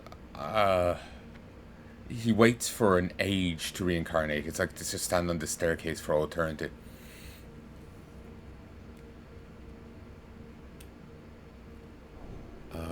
He's standing on the stairs, waits like a ton of other spirits for an age. And then when he finally gets to the top, the goddess administering like reincarnations or whatever next stage you go through gets attacked by this.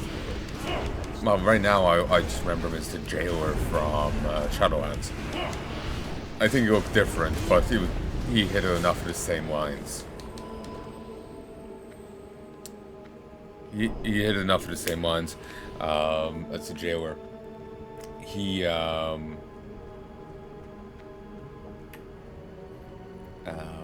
he attacks her. She fights back. It doesn't look like it's going good, and like they're kind of bleeding into the pool below that the spirits were to go into. And he's just like, hell with this, and dives in. He can't wait any longer because it's been an age. So he dives in, and you see like the power is clearly fusing with him. He tries reincarnating. He's like, his soul goes to multiple bodies, as far as I remember, but he's rejected at each one till he finally settles on this one body in a forest, and then dies again. Because it's like a magical setting. This guy doesn't know of magic, and it's like basically a combat training place with some rather dangerous enemies. So he dies. Soul gets ejected from the body. And it's like, oh well, another try. We'll try again. And then his soul gets sucked back in. And he proceeds to die many times. Turns out he's actually leaving a body behind each time. But, which is weird. Because later on, they don't show him leaving behind a body. Like, he dies, but he doesn't leave anyone behind. I can't remember if they actually acknowledge that plot point later on or not. But, yeah, it's a fun enough novel. Basically, he's trying to... there's also, like, body snatchers. So he's trying to, like, since he is technically after snatching a body, just in a different sense, he is human, unlike these monsters that kill people and pretend to beat them.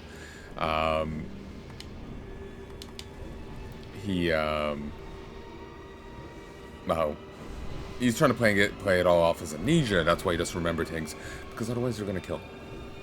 And the guy whose body he's in was a scumbag, and he seems to have been involved in some conspiracy with the family, the noble family he's part of. But everyone's the one connection he has with the family only speaks cryptically about it, and doesn't actually tell him what the goat thing was and all this. So he's just like trying to like fumble around and not get caught out while trying to figure out what's even going on. So it's a fun enough read. And he was a teacher in his past life, so he's trying to be an actual good teacher to his students now. So it's a fun read. 5, 4, 3, 2, 1. Kel'Thuzad make Patchwork his avatar of war.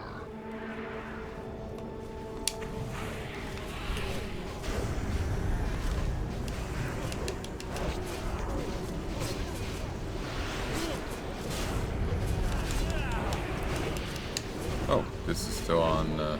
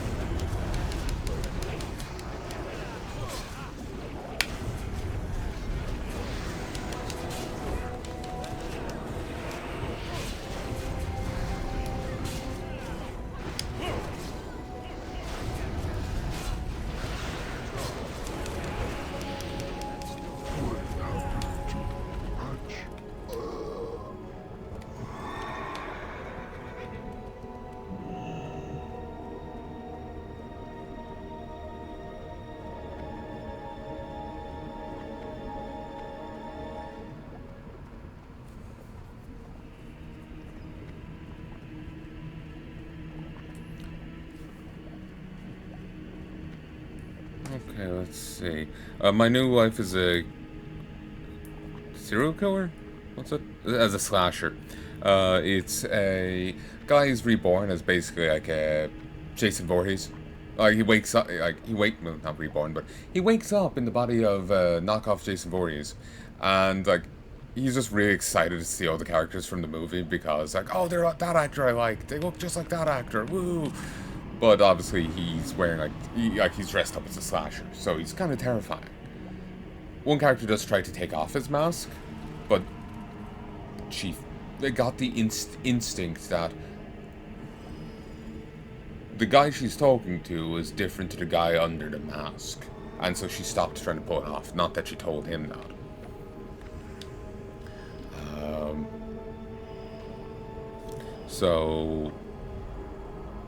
But yeah, basically, it's not just him going around killing people. There's there's a monster preying on people in their sleep, though it doesn't look kind of like Freddy Krueger. So, like, this one place is being haunted by a variety of horror things, and he's just trying to. He doesn't want anyone to die, and he also wants to get back to his own life.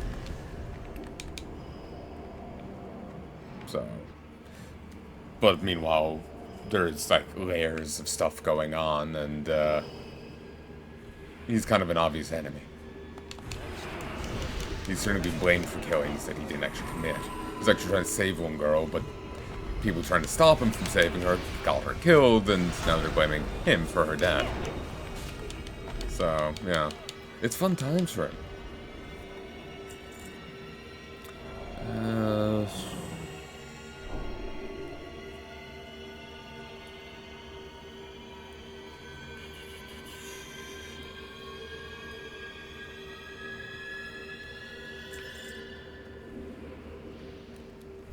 It's too far away. That's better. I'm getting hungry.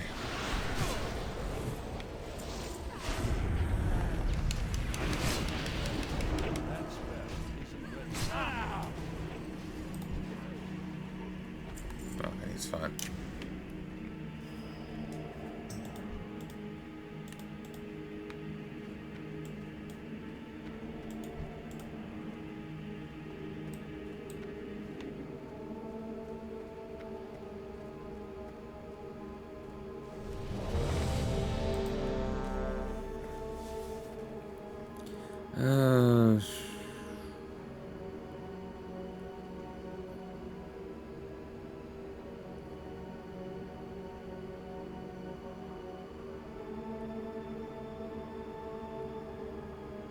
There's one, the world is money. Flee before it's too late.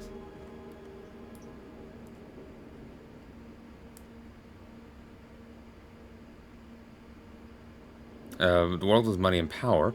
It's a kind of a bully manga, but basically the bully is centered around gambling. A very rich kid basically takes over school and centers everything around gambling and betting, and like games of chance, and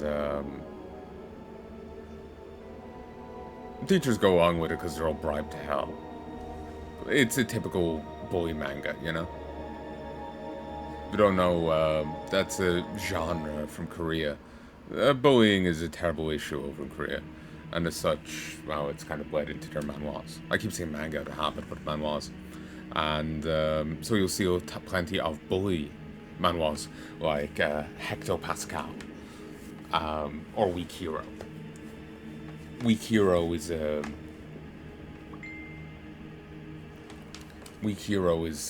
one of the... It's a very high spec one.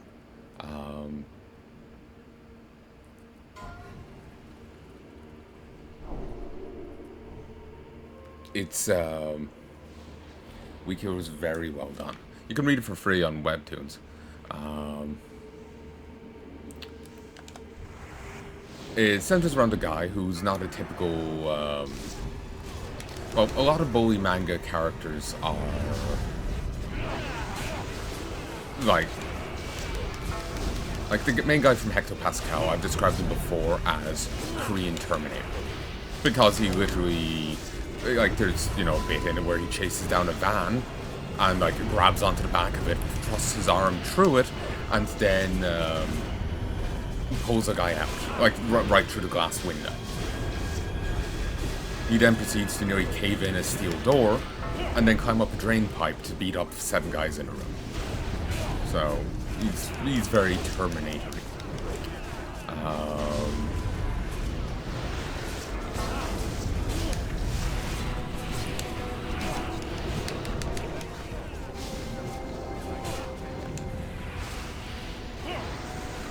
Just like in like sheer specs.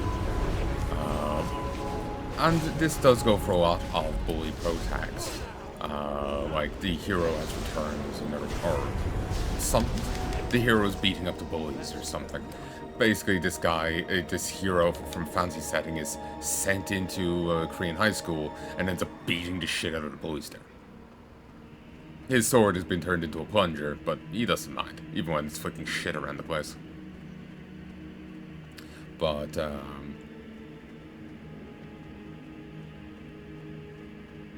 weak hero, the main guy, isn't burly and a brawler. He does fight, but he fights from, like... Well, I think he throws a brick at someone's head at one point. Like, he fights by being smart about it. There was one bit where it would seem a bit silly, grabbing the end of someone's pants and flipping them, but... Like, another time a guy tried to punch him, he wraps him in a curtain, and then proceeds to beat the tar out of him while his arms are restrained. And his head's covered.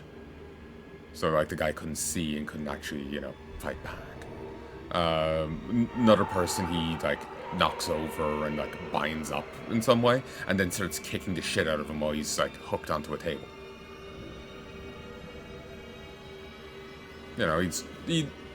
He fights, but he fights smartly. And someone was praising it recently because, in a lot of these things, the characters just serve to make the main character more cool.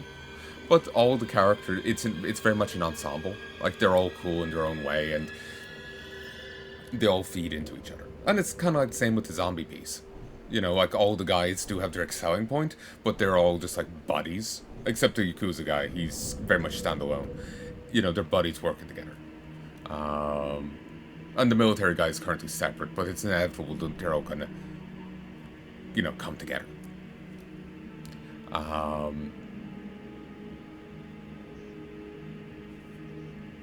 But yeah, in Weak Hero, it's another bully manga, so each class has their own bully, and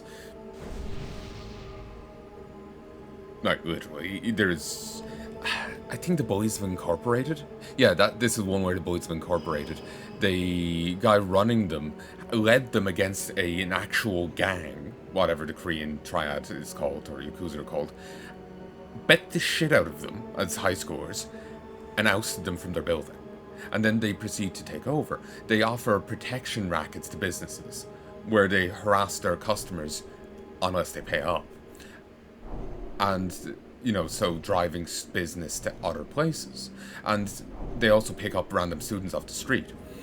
And if they're wearing the right branded clothes, they're left go. Otherwise, they get their shit kicked in, pushing custom to those businesses. So, let me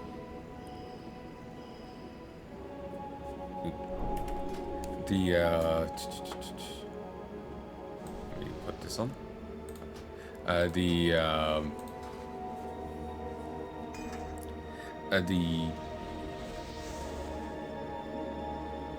But yeah, as parts of this, each school has a ruling body of bullies, and each class has their own bully leading it, and they all have to pay up, tie it up to the ones up the chain. And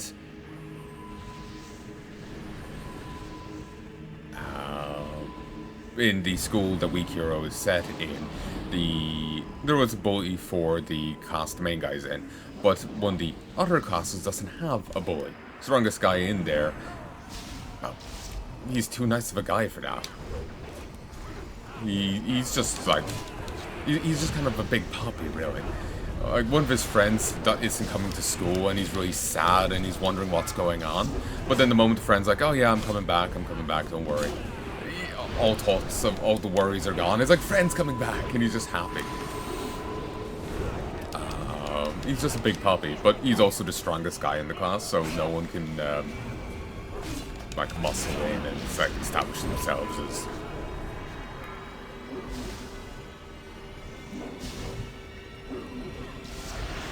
You know, oh Jesus, look at the DPS.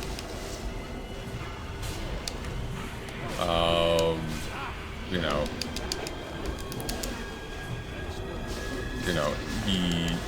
like no one can muscle in because he's as he is, you know.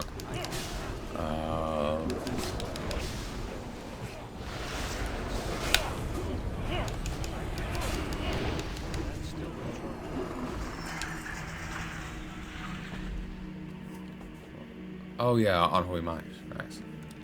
But yeah,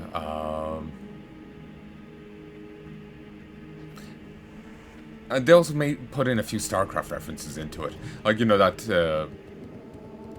tough but really nice guy. He they tell you his StarCraft preferred race, which I think was Protoss, and his favorite like esports player.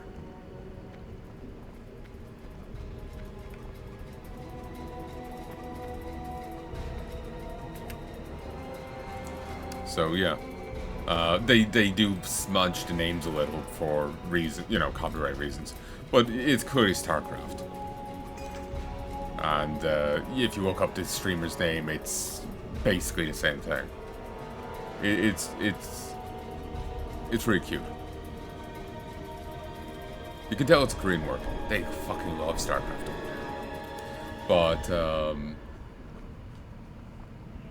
so yeah, the main guy is like the dude from Hectopascal, who's like Determinator. He's a rather frail guy. They emphasize the constant truth story.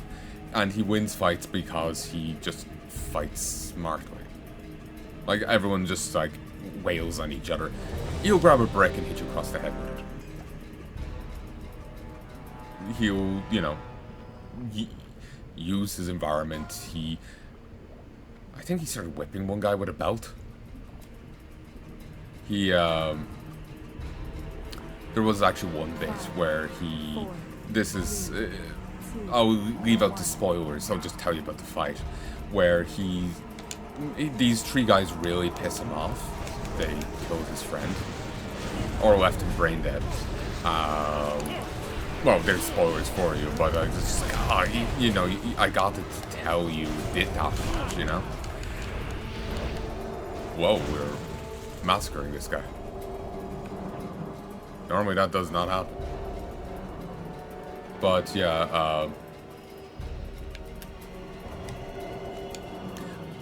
yeah, these three guys really piss him off. He doesn't go to school for a few months, and when he does go back, he like puts like itching powder on one of the guys' like sports uniforms. So while everyone's out of the classroom, he would go back in to change because we'll get to him. And he'll be there waiting.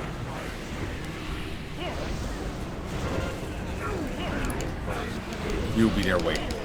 And when the guy's not, Jesus, those numbers. But the guy will be there waiting, and he would ambush him when the guy's not expecting to get attacked. And the guy would be in the middle taking his top off over his head. So suddenly someone I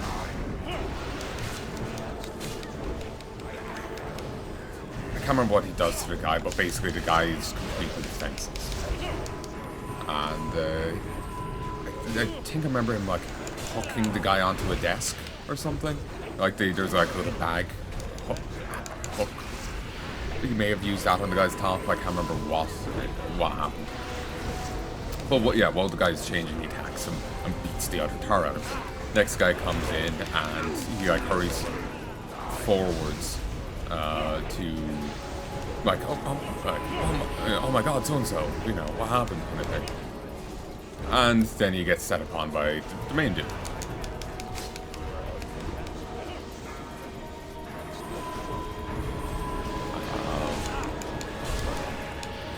But he doesn't see the dude like hiding just to the side of the door. So he gets his tar beaten in. Then the rest of the class join, You have only taken one step. and the third dude is just terrified in the crowd, seeing the other two tied up to a desk by by this like duct tape. And the main guy doesn't say anything. He just gestures. Actually, no, I think he does say, tells the guy to come here, and he's just gesturing. And the other guy is like terrified, doesn't want to, but the main guy insists. And the guy just like walks over and lets himself get this shit kicked in. He's just... He was,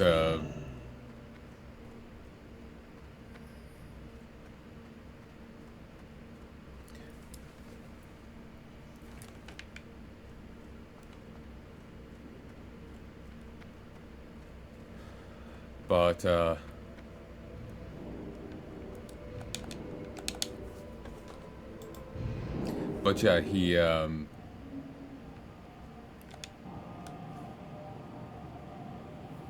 fuck, what am I saying? So yeah, he ambushes the first guy while he's mid-changing, and so the guy is kind of caught a bit flat-footed. It's very much defenseless. The second guy comes in and gets like tripped up or something, and then set upon. They're both restrained, everyone's witnesses.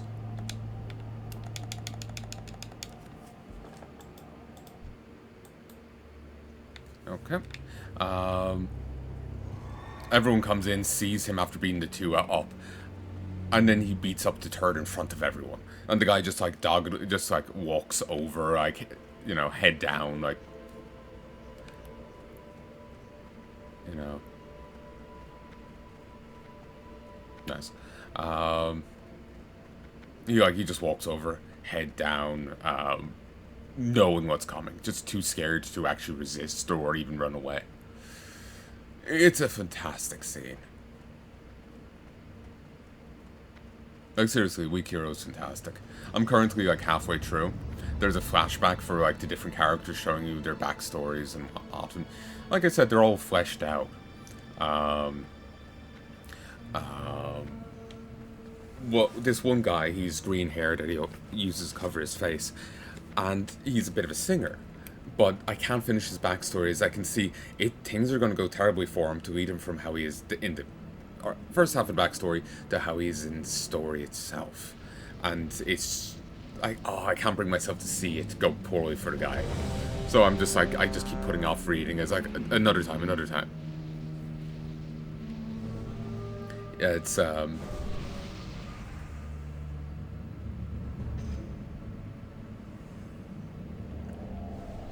but yeah, it's a really good manhwa. I keep saying manga, but it's a manhwa. It's really well done. And the person is right that like all the characters stand out in their own way. They aren't just like to hype up the main dude or anything like that. They are all full-fledged in their own way, which is good. Didn't need to refresh it yet, but yeah, it's fun. It's how it should be.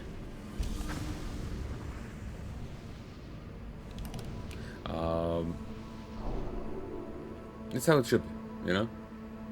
But,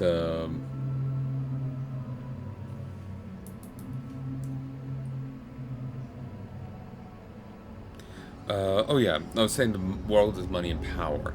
Yeah, it's a guy joins a school. It's been too long since I read it, but it centers very much around gambling. Though there was a whole arc where he actually doesn't go to school for like a number of months, and starts working at a casino.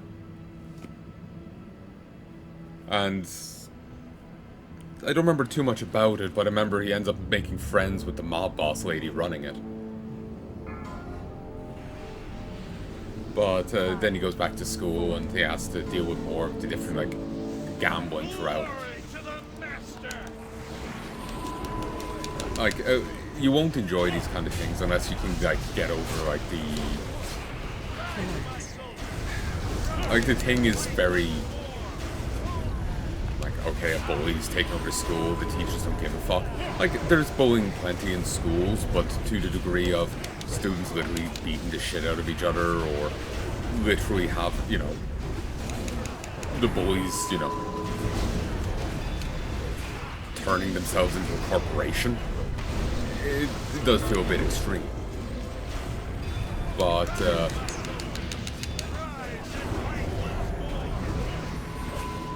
you know, if you can look past that, it's a, you know, it's a fun enough read all the same.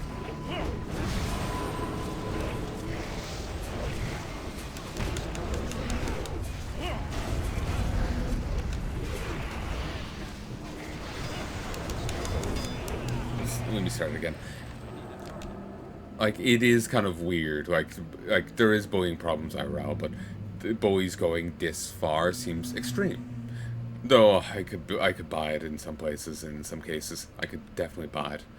But there is, it does feel a bit OTT. But if you can look past that, it's the works can be fun, you know.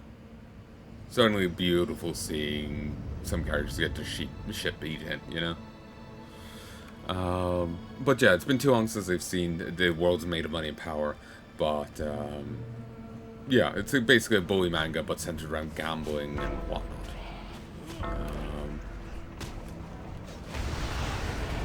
So while there may be, I think there is some fights in it, but it's not like a typical bully manhwa like Hexa Pascal or Weak Hero, where combat is the order of the day. Here it is much more centered on gambling and cheating. Like, they're hardly playing fair, you know? They're,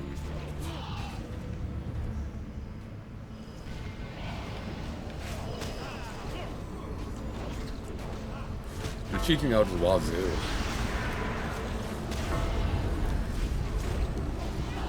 Because there's no way they'll be able to preserve their power otherwise.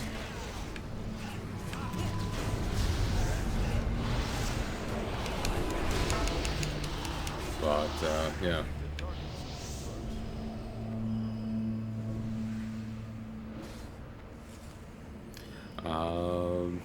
So it's about gambling, cheating, like trying to...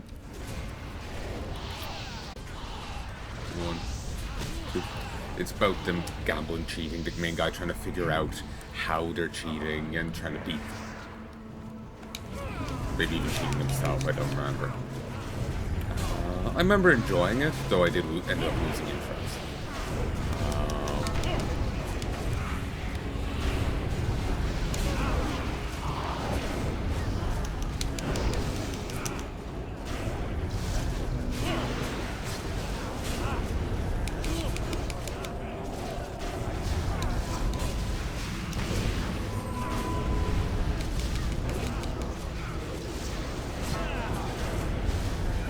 I saw Unclean there, but I just saw Uncle.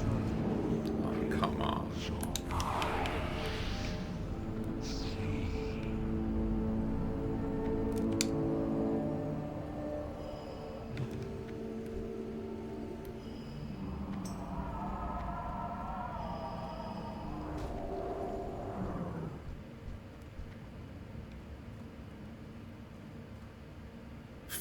Just hiding here.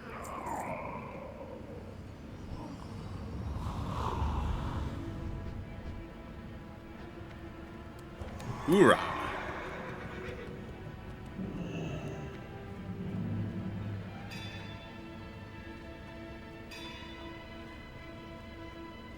But, so yeah, that's what it centers around. I remember enjoying it, but I maybe wore on. I lost interest. I'm not sure. But, yeah, that's one.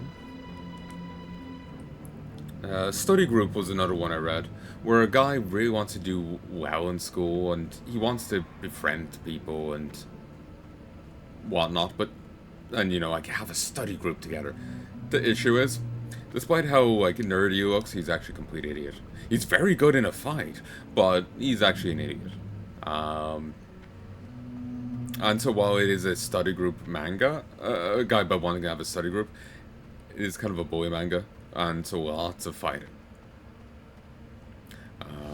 I remember there was one bit where he goes on an exchange to this school, but it's got a very similar name to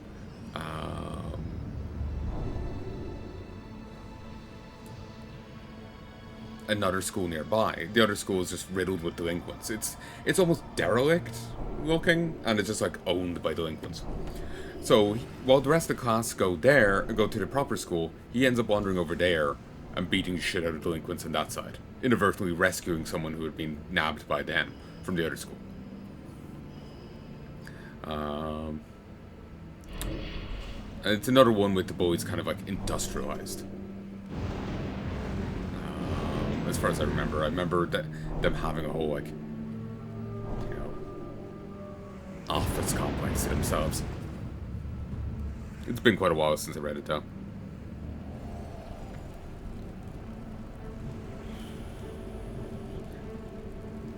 There's one here, Resigning and Healing in Another World, I think it's called. I can only see a bit of its name here. It's a fine work, but I don't remember. I keep confusing it with Third Wheel Strikes Back. The main dude, I think that's what it's called. The main dude looks a bit chunkier here, or beefier, but they both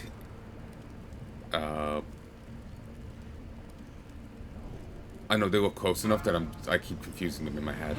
But as far as I remember, it's the guy 4, 3, 2. got a lot of work. He's burnt out from work, and he ends up seeing a scroll appear right in front of him, promising him, you know, time in another world.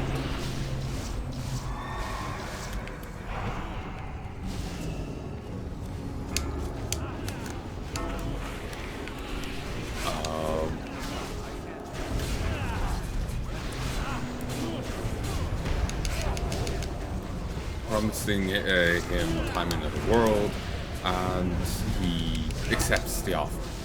He goes over and ends up just like in a random house in a village, and he ends up befriending people there, and he kind of goes back and forth between the two places.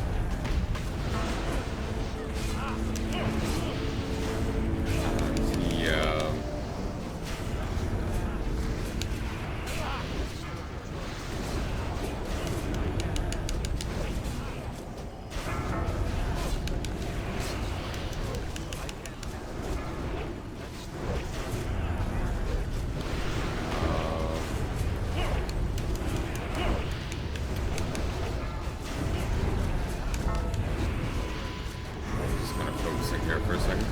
But yeah, he kind of gives up on well, he goes back and forth between the places, but he really enjoys living in this like fancy one.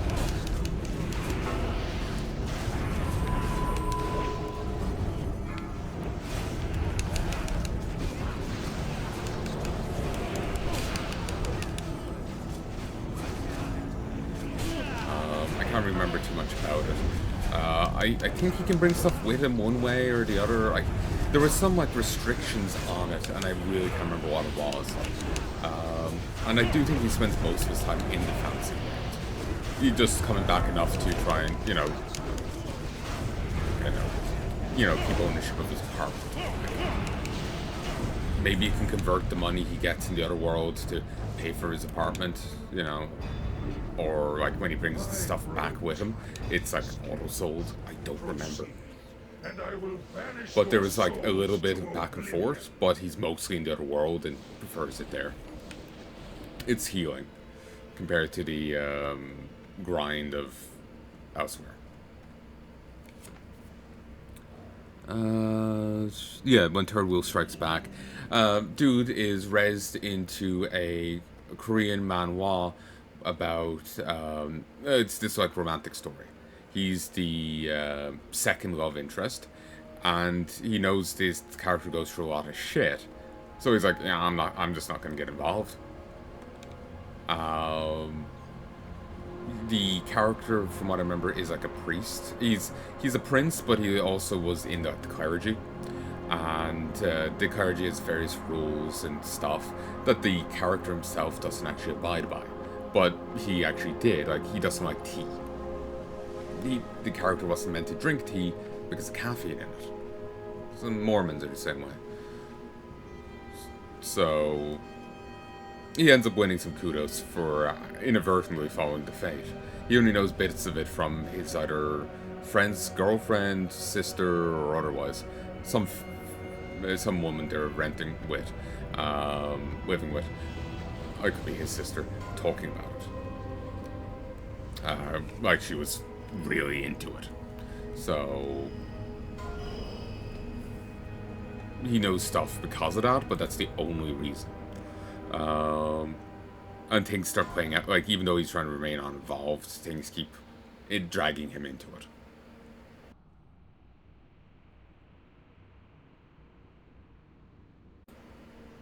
One, two. There's Insector, which is, in this world, there's these weird, like, insect people that eat people. And the main guy is one of them, but he refuses to eat people. He eats the insectors instead. But it seems like he isn't a standard one. Like, these people transform into a bug. Like, this one chick, she doesn't really eat people. She's, like, based off the silk moth or something. Some sort of moth. She, probably to keep her as a more morally clean, romantic, interest. She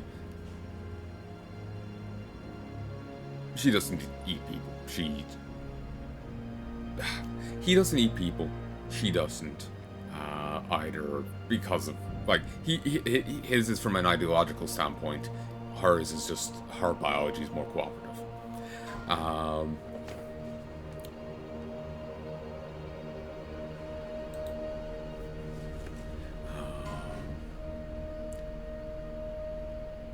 What am I trying to say? When she transforms, her body actually transforms into this bug state.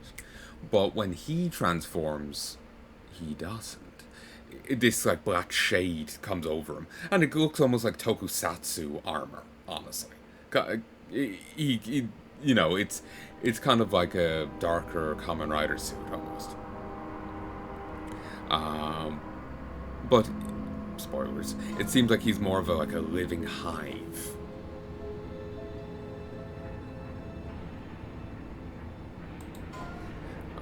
It seems like he's more like a living hive than what the rest of them are. The rest transform into the bug state, but for him the bugs live inside him. Even, if he doesn't eat enough, they start feasting on him. It was a fun enough read from what I remember of it. It was a fun enough read.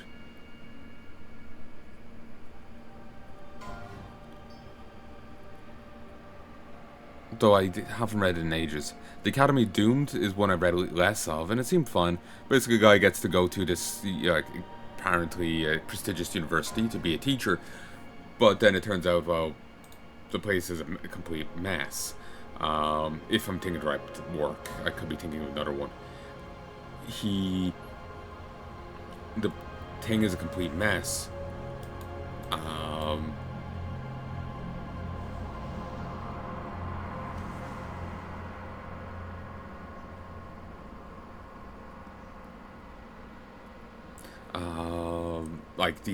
Most of the funding got gambled away. The headmaster is an elf with a terrible, perspective of time, and also, what to be using the funding for. She's gambling the school's funding on, things that would pay off in 100 years or something, She's profoundly incompetent. So he's just looking to make the most out of it before he has to leave. But obviously he can spin into more than that. Don't worry, dear NPC, as is a romance between the hero in the game. Well, he's an actual player, but he's dude's playing a game. He's the typical JRPG hero, and he keeps going back to this one, the starter town adventuring guild to turn in all his quests. And one of the NPCs has feelings for her. And she actually makes stuff that she shouldn't be able to do within the confines of the game. Like, she makes clothes for him that he can't actually put on. He gets them to put it on him, and suddenly you can't see his torso anymore. So, like, he tries to put in a support message about it, and the support team has no idea, you know, what the hell he's talking about. So, yeah. It was a fun enough raid. Weekly roll is fun. It's a kind of comedic, like, D&D kind of campaign. Like, the main guy is this, like, paladin or knight. Well, paladin. And he, the order he's part of is really poor. So when they give him a sacred relic, it's a brick attached to a rope. They are kind of broke. Life of a quack healer. This guy wakes up in a fancy world, along with other people, and they all have classes. He's down as a healer, but unlike every other healer in the place, he doesn't have the healing skill. So he's considered a quack. Thing is, though, he can still heal people, he just has to go through other means. And the other healers were kind of complacent with the heal skill. So, like, there's someone, oh, they're sick, I'll cast heal on them. They're not getting better. Heal, heal, heal. Nothing. It's because they have a giant fucking leech living inside their leg. So, yeah. When all you have is a hammer, everything starts looking like a nail. So it's just like, when you're forced to do other things, it's, yeah.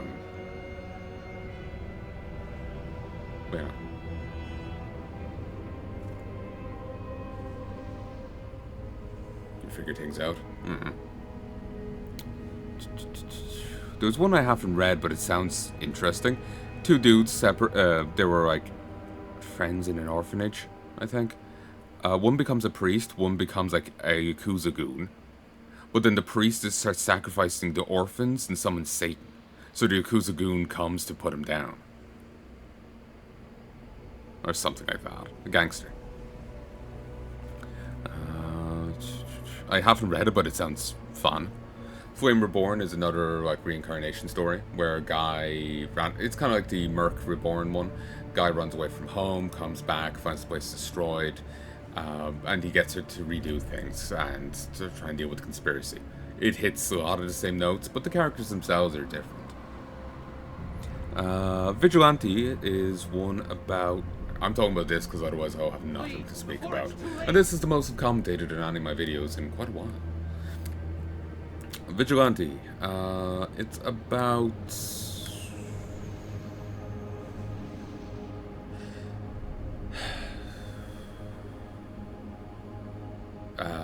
basically, the main guy is training to become a cop, and he seems to be very serious about it. And he is. Except on his times off, he's beating criminals to death. His mom was killed by a criminal who barely got punished, was unrepentant. He was getting up to stuff after imprisonment. I can't remember the details, but he's very sour about how she was handled. So when the guy gets released from prison, yes, he does do a stint in prison, he tracks him down and kills him. And he keeps doing this with other killers. And it spins, obviously, into a grander thing, with copycats, with the media getting involved. Like, one media was trying to guide him to different targets so she could have the scoop. Why discover the scoop when you can make it? I believe was her logic. So it was an interesting read, though maybe the tension put me off? I'm not sure.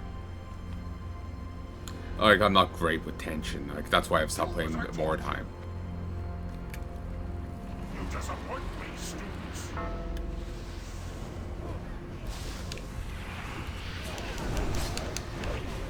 Shouldn't have done that.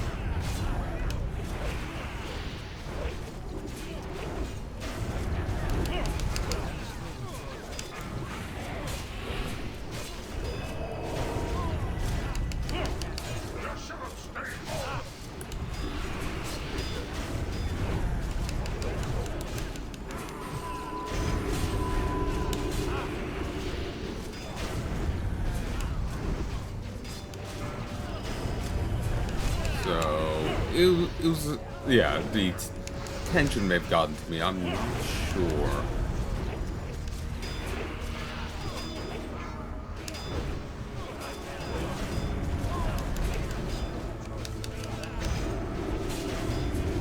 I'm not sure what it was, but yeah, I did end up drifting away from it. But it is a good work from what I remember of it.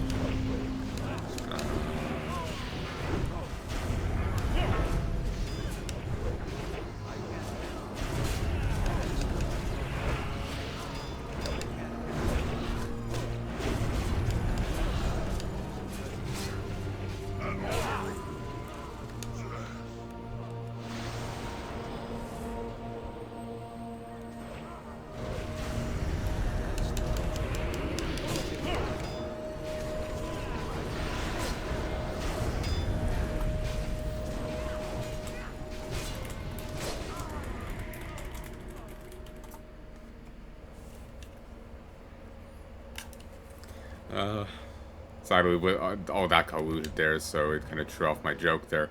Though Torgo may have gotten it. All was right in the world. Torgo died. But yeah, it was a fun enough one. Daedalus of the Crows catches my eye here, but I don't remember it too well. I'm not sure if I actually read it. I may just put it to my list. Night of the Goblin, I remember reading a bit of it. This one guy, despite his like level of fitness and a strict diet, was always chunky. Always. Like, he did tons of martial arts, he did tons of exercise, he didn't eat much, still fat. Apparently he ran in the family, on the father's side. And he tries to ask a girl out, but she rejects him, and that night, he's whisked off to a magical world. Not magical world, but is the other side of the world he lives in. Turns out magical creatures do exist. He's actually descendant of one of them. They're referred to as goblins. And since he's the last, like, known heir of that bloodline, he has to participate in it to determine the next, like, demon king. A champion of each bloodline is put in, and he doesn't really have a choice in it. If he doesn't participate and doesn't win, basically, he may not be able to go back to his own life. Particular rules were put in place by the last Demon King, and the rest of the demons are chomping at the bit to change it. Maybe demon is the wrong word, but, you know, whatever. Magical Being King. The last one put in rules to stop them attacking humans, eating humans, and, you know, the rest are chomping at the bit to,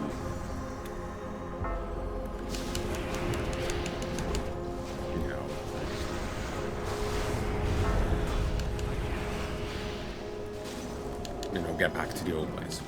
So he happily enters the tournament. Well, he didn't really. No, it's kind of happily enters it because he wants to preserve the way of life he has and the world that's there. So it's just like, you know, if you're gonna, so he, all things considered, happily enough enters the tournament. He doesn't really have a choice in the matter, but when hearing the alternative, he's, you know, it's not like he's unwilling now.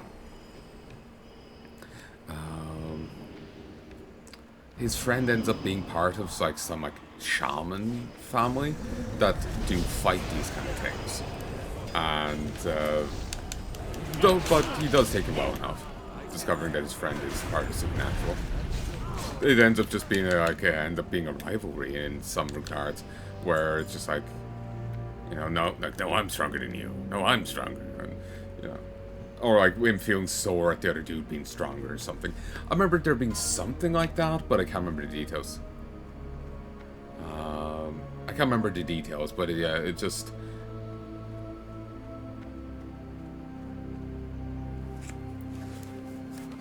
And this bit is perfect for talking about random bullshit.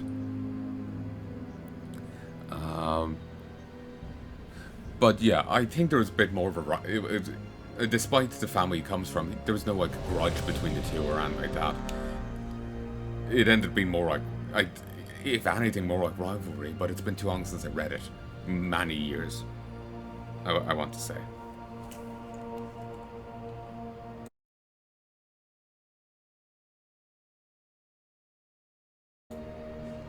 One, two.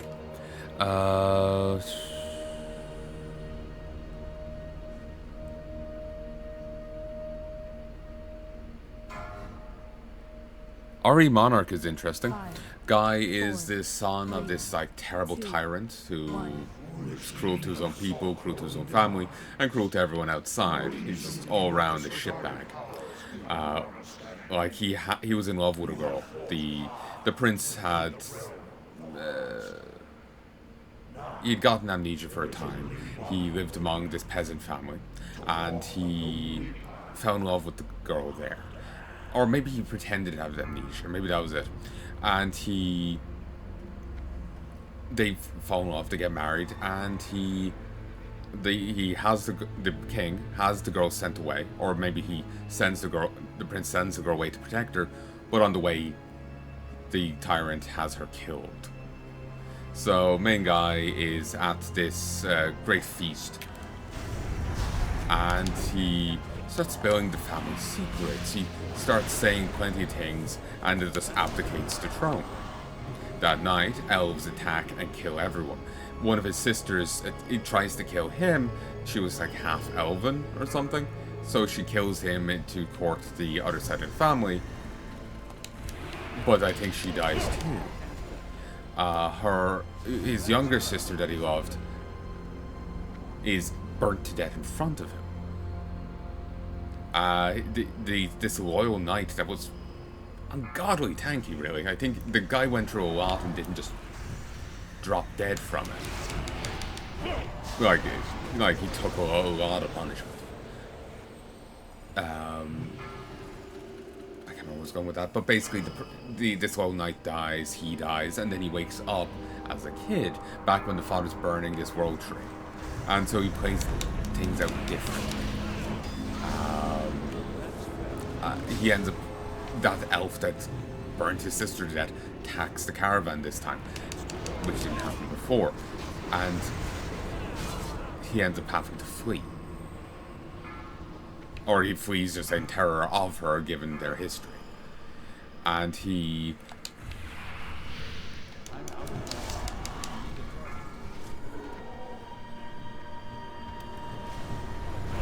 Can you hear my name? I don't know. I'm too busy talking about random comics. You can get these all on Webtoon, by the way, free. When we talking about them otherwise. I'm paranoid of talking about paid ones. But, yeah, things play out differently. He learns he can cast that demon fire move himself now. When I said elves attacked, there was more than just elves there. I'm remembering now. So yeah, it's a fun work.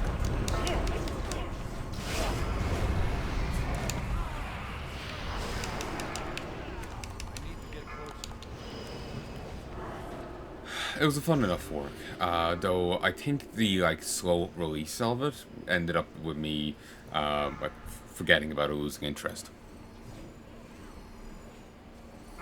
Nerd and Jock is good. You've seen it on Twitter, I'm sure. Zombie and Slasher is interesting. Basically, it's a Korean zombie work, where most of the country has been taken over by zombies. I don't know the state of the outside of the outside world, but most of the country has been taken over by zombies, with living space at a premium. The rich are living it up, the poor don't even have a home to call their own. So, but every so often they do these drives where if you get on a train, you can go fight some zombies and you get paid for it. It's an effort to try and reclaim the cities. But it turns out, in actuality, they just open the trains and, well, wait for you to die. They even start blaring sirens to call in additional zombies. As far as I remember. The thing is a shit show, just to kill people, just to keep population numbers down.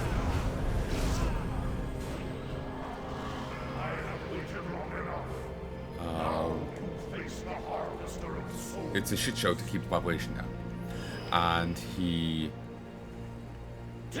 the main dude, though, he refuses to die. He works with this one chick, but she just like does the odd pot shot, and she was getting harassed by the others there. He steps in and then joins in on harassing her.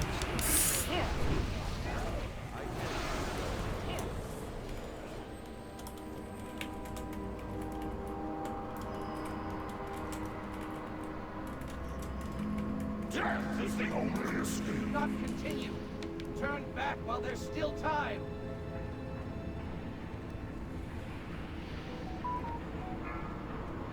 But gates can stop the harvest.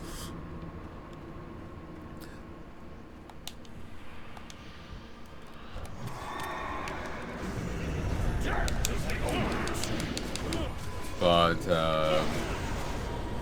yeah, he doesn't die. I'm not sure if anyone else gets back. Well, you kind of lose. You stop focusing on everyone else. But beyond him and the girl, you stop focusing on everyone else the moment the fighting starts. They kind of just huddle in the carriage. Meanwhile, the main guy goes out and starts killing. He gives the girl back her crossbow, claiming that she's renting it from him. And so he'll pay her a portion for each kill. Like there's like 1,000 per head. He'll pay her 700. 300 rent fee. But when they get back, they walk back. He's there with with a number of heads. They pay up. He buys a house. He's like, brother, I've finally gotten it. And he stands on a nail that's infected with zombie blood, planted there by the building owner. You buy the house, they infect you, they kill you, and sell it again. Except he's very high spec, so he starts massacring the guys with guns there to stop him. Other characters turn up and stop him, and they forcibly inject him with a antidote, under the idea of him working to pay it off. Thing is, it is extremely expensive. He's sent on different gigs. He encountered and he likes fighting with like shovels or something from his working days as a laborer. But he ends up encountering tons of wild and wacky zombie hunters. Like one dude he's very top heavy. He's very noticeable, but he's covered in camo. Like very strange body proportions. He's covered in camo. Another one that's wearing a bush everywhere they go, and they just have tons of weapons hidden in it, like a chainsaw and stuff. So like spec ops sniper person that looks pretty normal. A military guy that knife fights. A old man who fights zombies with a fishing rod. Like, he will send the, fishing line out into the horde of them and decapitate 100 at a time, or hundreds at a time. It's very silly. The person fighting with a crossbow and dude fighting with, a hammer or a shovel are the most, sober-minded of the killers.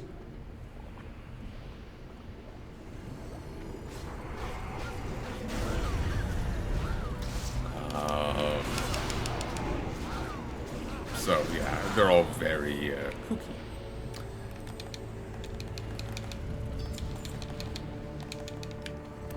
But if you can look past that, it is a fun enough ride.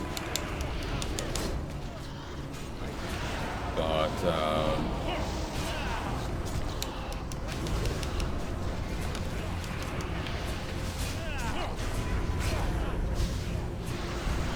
I did lose focus on it. It kind of just kept going and going and going. And I know, just sometimes that's fine, other times it feels like it just kind of wears on. It's hard to know, what's, where to draw the line and what's wrong, So there was another one called The Executioner I read a bit of.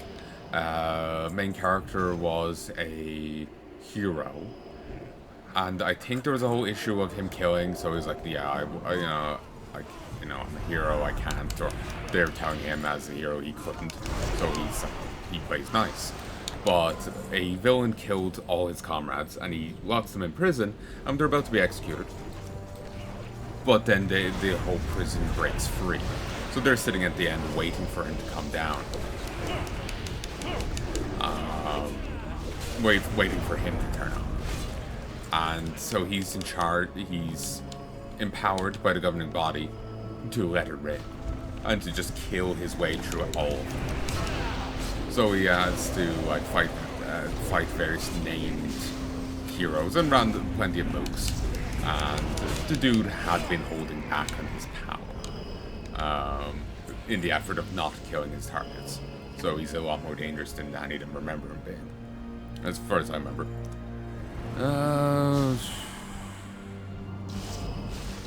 Ember Knight. Ember Knight is a really fun one. Main dude is, it's kind of like Weak Hero. Though in Weak Hero, the main guy can fight.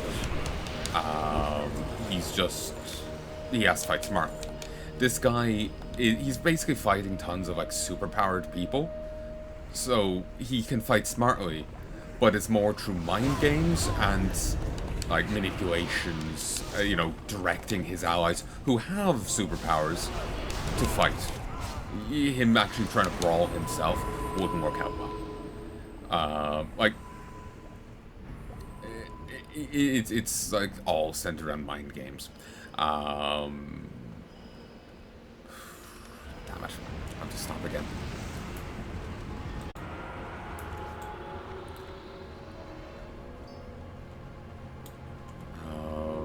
Six, 7, 8.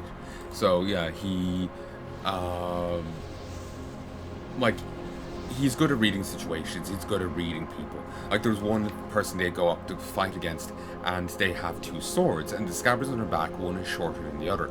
And so when he calls it out, like, oh, be careful, one sword is shorter than the other, the person's smug, so it's like, ha! Both swords are the same length, they just shift in size. The swords can shift. And then the person's like, fuck, you figured it out. Like basically all the knights are kind of stupid. Because they're all very powerful, they can solve things with just brute force. Like, I got this ability, and I'll keep using it till I break whatever I'm up against. So when there's someone who's like, I can't fight for shit. Like, these people can swing a sword and chop through trees. Like multiple trees with one swing. They can do ridiculous stunts. He can't. So he has to outthink everything he's going up against. If someone brings in a gun and tries to shoot him, he's going to have to outthink that bullet. And at this rate, he's very good at it. There was one that I was seeing where he was meant to play tag with someone. And he was meant to catch them, but they're much faster than he is. So he runs off into the tree line, shows what his artifact can do in easily decimating a tree, then sprints back at the person he was meant to tag is the bodyguard too, rushing at him with the weapon. So the person's like, oh god, he's going to use the weapon on him. So they quickly punch him out of the way to punch him so he would not do it, thereby making contact. Thing is though, he then proceeds to ragdoll across the ground and nearly dies. He could have quite possibly died from the encounter, but it was the only way he could have won it. So it's a really fun thing about the guy trying to engage in mind games and like manipulate his allies, manipulate his enemies, playing every side to try and get what he wants.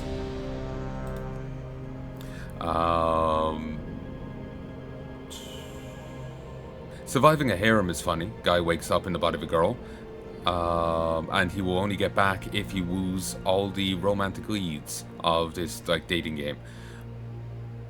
Except he's a bit of an idiot, and I think he keeps trying to fight or something. It's been a long time since I read it. Someone made a demon version of the Omnitrix called the Zeliotrix, which is like Ben 10, but instead of aliens, demons. Brave Citizen is fun. It's a bully manga, but the lead is the female teacher rather than a student. Hector Pascal is good. Corpse Knight Gunter is great. Basically, this guy was this like mistreated gladiator, and he dies standing. There's a vampire apocalypse going on, and people choose him as like the greatest human warrior. They augment him into this like undead ghoul, and resurrect him. He doesn't really want to do it. He hates people because people have always hated him. But, well, if he doesn't cooperate with them, he's just going to die again. He needs them to power him up. He needs them, or he's fucked. So he ends up having to work with them and fight the different monsters. And the vampires are all kind of tragic figures in their own way. Like the humans are more monstrous than the vampires often are. But ultimately they are about exterminating people and...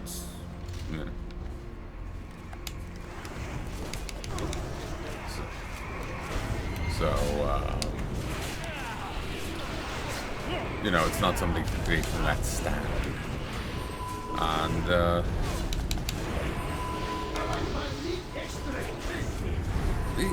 it's a good manga. It's a good story.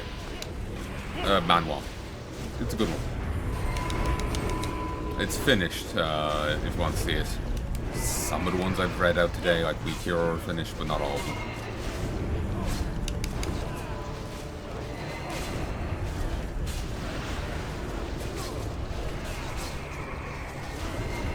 I didn't get my staff out. I forgot about that. I'm too busy talking.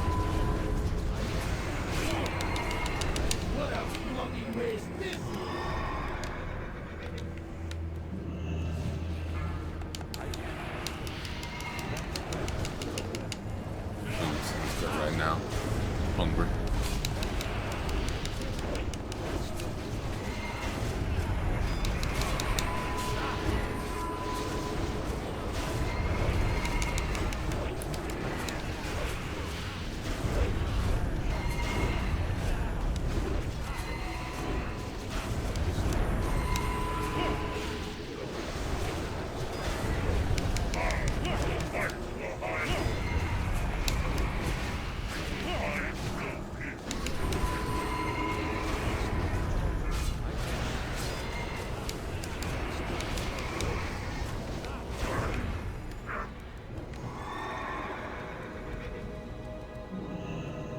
This kind of feel like a speed run right now. Oh, that's how you say Bulu. Huh. There you go.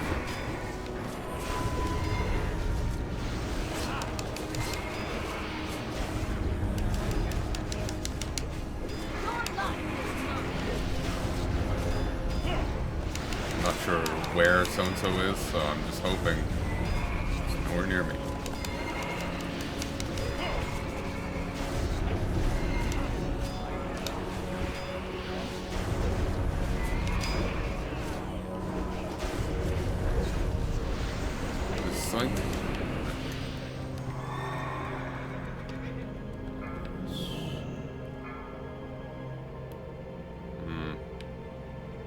Should be far enough away. But yeah, that was a fun one. I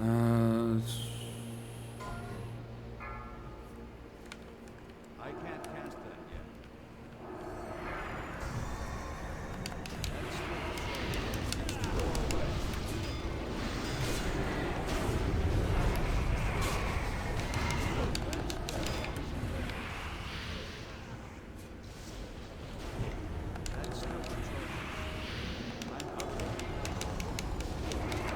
Who's next?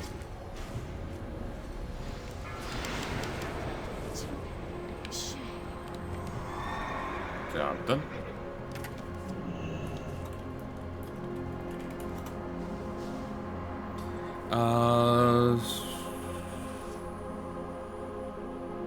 Izaki's married Stu. Dude wakes up and he's meant to be like he's meant to be like a high school girl, but he just sees himself as himself. So he's like wearing the schoolgirl uniform, but he's like a middle-aged dude wearing it. Everyone else sees it as she should be seen, as the, you know, JK, but he sees himself as himself. So and he keeps being himself, and it's again very much like almost like a dating game kind of thing. There's like three distinct, or romance story. There's three distinct like guys there, and it's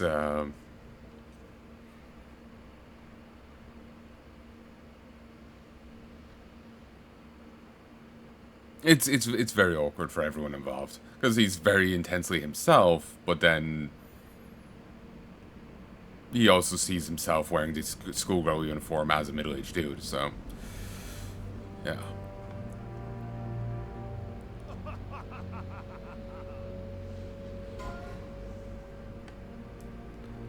Fall Almighty was interesting from what I remember reading of it.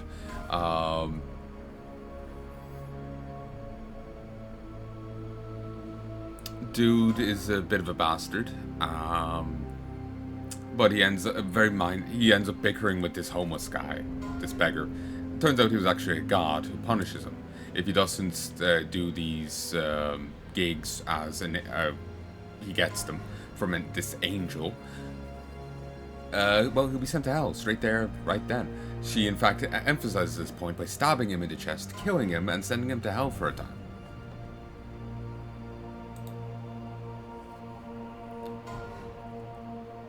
She then resurrects him. So he goes along with it, but he isn't happy with any of this. The helpful gigs are like vary. I think he had to give this like homeless drunkard 10 quid, or whatever, at one point, versus this one kid's getting bullied, and he's to help him out with it. And like he's getting his shit kicked in. It varies. It varies dramatically. It's been quite a while since I read it, but Karen B. Kim the name's familiar, as is the art. I don't know who did that. Who they are? They're not the person behind Sweet Home, are they? I don't think so. I just can't remember. Karen B. Kim jumps out to me. Privacy Check was one I talked about in Demon's Souls. Dude,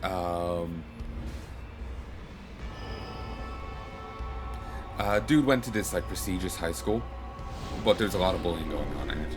The teachers would see a student beating the shit out of another guy, but because of how rich the student was versus how poor the other student was, the teacher couldn't get involved. It's just like these were either scholarship students or the elite of the elite, future rulers of the country kind of thing. Like they may be leaders of various corporations, this kind of thing. So they were too powerful for the teachers to say anything. So the students would just have to put up with their face being bashed in. So the main guy typically had a little YouTube channel to bitch about things on, and he ends up catching one of the bullies who puts on a good face and like generosity and all this.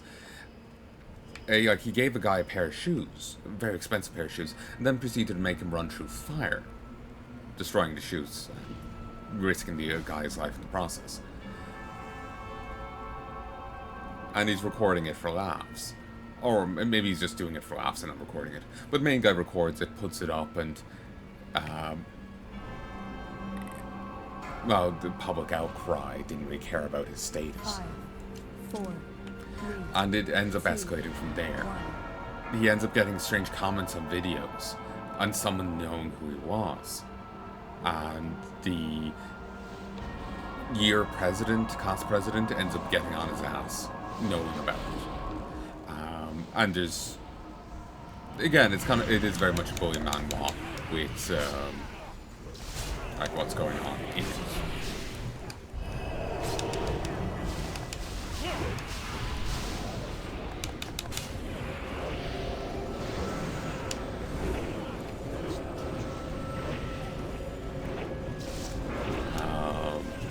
It just centered less around this shit getting kicked out of people, and more our gambling, and more about rich kids and their power games.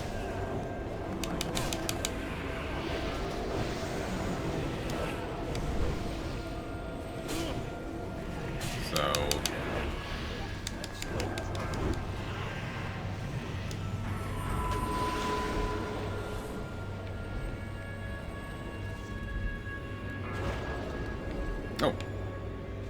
Ice Cube.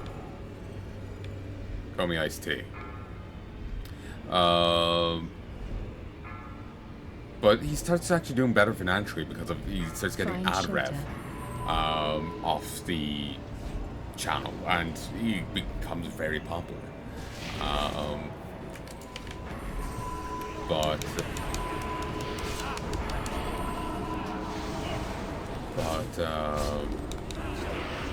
it obviously starts escalating far beyond that he intended, with people knowing it's him behind the channel and all this. Because it was anonymous stuff. He was just in the right place at the right time to record it, and no one knew he was there. So, no one should have known anyway. The end of it does hint at a sequel, or at least that his story continues. But if there is any sequel, there is none in English.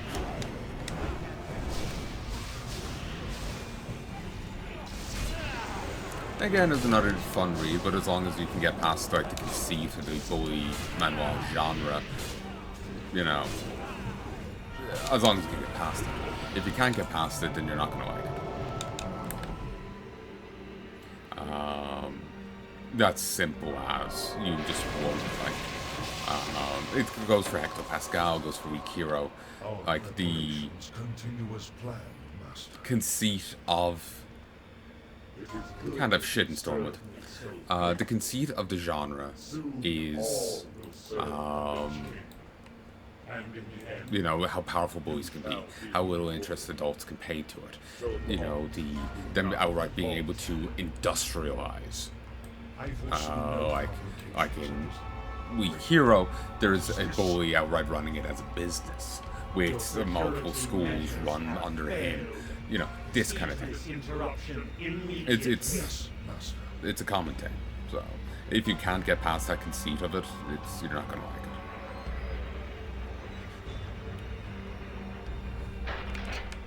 The hell?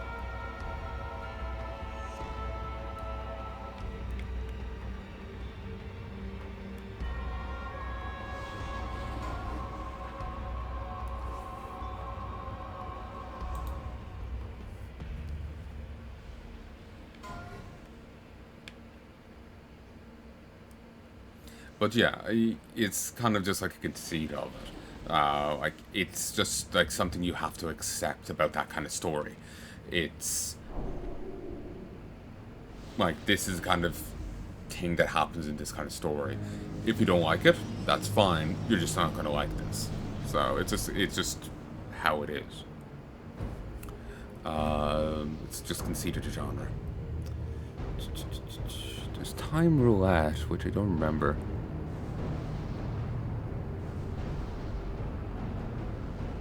It's a time travel thing. Sent to, guy sent back to the Joseon Empire. Survival Log is about a ton of people, some of which were from the same high school, some of which aren't. They're all YouTubers though.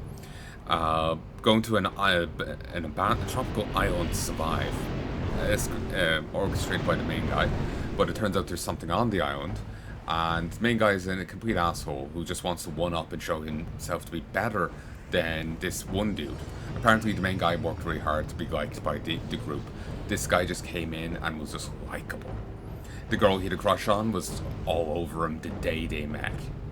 And all over him. Like, main guy has a crush on this girl. Crush immediately like the other guy. And was all over him the same day. And a variety of things happened and he never left it go. He was very bitter about it. And he's just a general shit cunt and hostile to everyone. And he just ended up being too dislikable. I couldn't keep reading it. I wanted to strangle him too much, you know. Get a thing of chains and just like wring his fucking neck.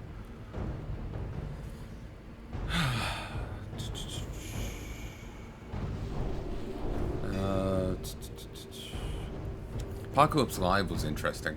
Basically, this shit starts going down, like weird mutant creatures start appearing, and this guy is like obsessive compulsive about streaming. He has to keep recording everything, like every day. So when this starts happening, he's obsessive about recording it, and things escalate. It's tied in with a few other works, like Planetary Human and The Tide. You don't need to know them to read it. It works well as a standalone thing. You just understand more if you know them. 4, But as a standalone story, it works just fine. 1. Minions, servants, soldiers of the cold dark, obey the call of El'Thuzad. The Predator was interesting. Basically, a guy's friend transforms into a monster, and he brings assholes to him for the friend to eat, kill and eat. And then this escalates beyond that, where there's a cult worshipping Mauler. It's like a teeth thing, I think. They're worshipping this like god, and they see these mutations as the manifestation of this god. And yeah, it's fucking weird. They again hint at a sequel at the end of it, but at least in English, there's no hint of a sequel. Well, sorry. The manual itself hints at a sequel, continuation story, but at least in English, there's nothing. And I tried to see if there was anything in Korean, and I couldn't find anything there either. So maybe you just haven't gotten around to it, or whatever. Sweet Home is tied in with Shotgun Boy. Basically, main dude,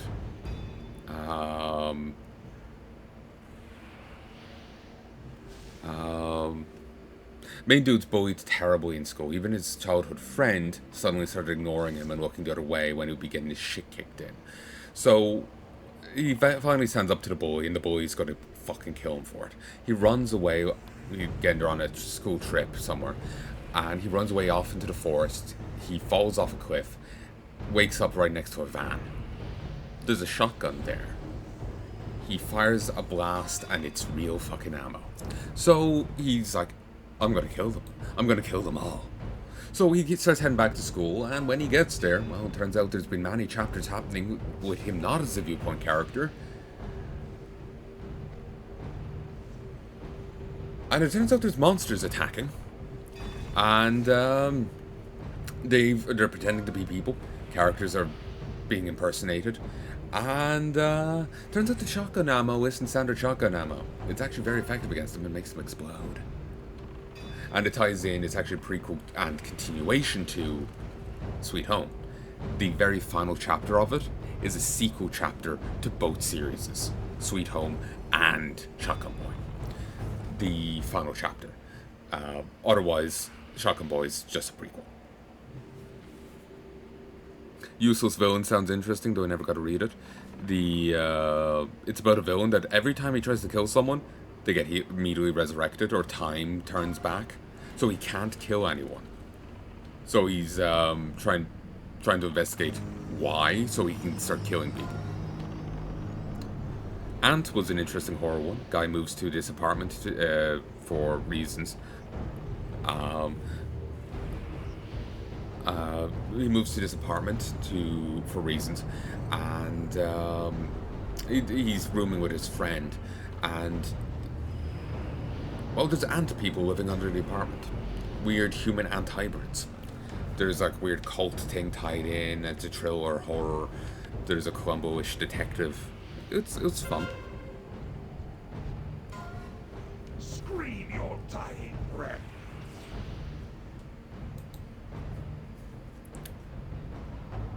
Phase 2.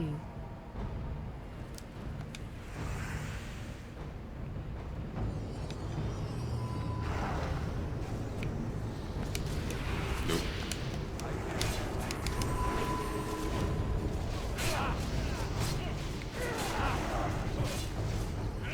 Target you. Oops.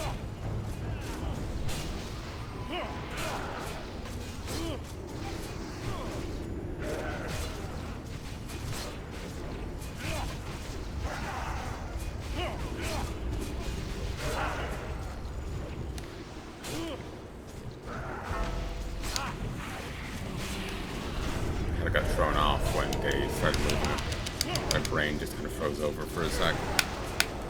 Whoop!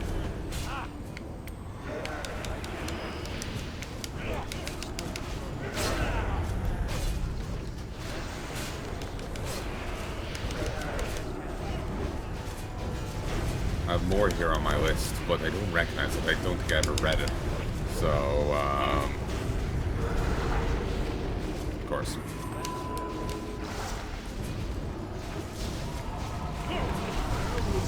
That was a lot shorter than normal.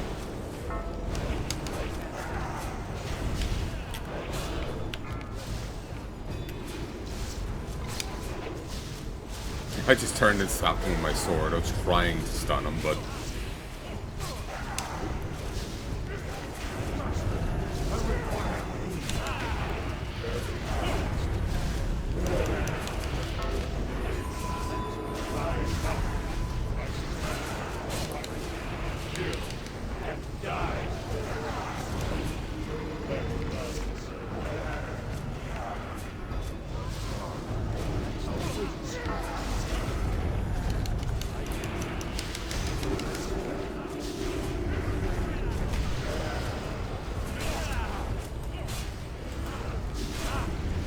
focus on him.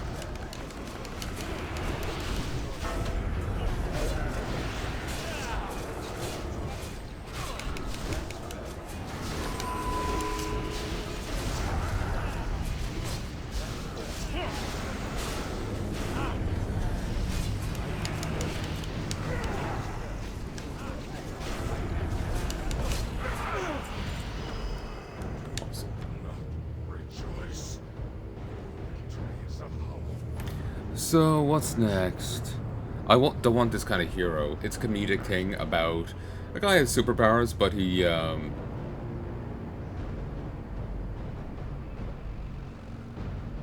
Oh, Carnby Kim did Bastard. Yes, I'm starting to remember him a bit more. Oh no, he did Sweet Home as well. Yes, I was remembering the right person.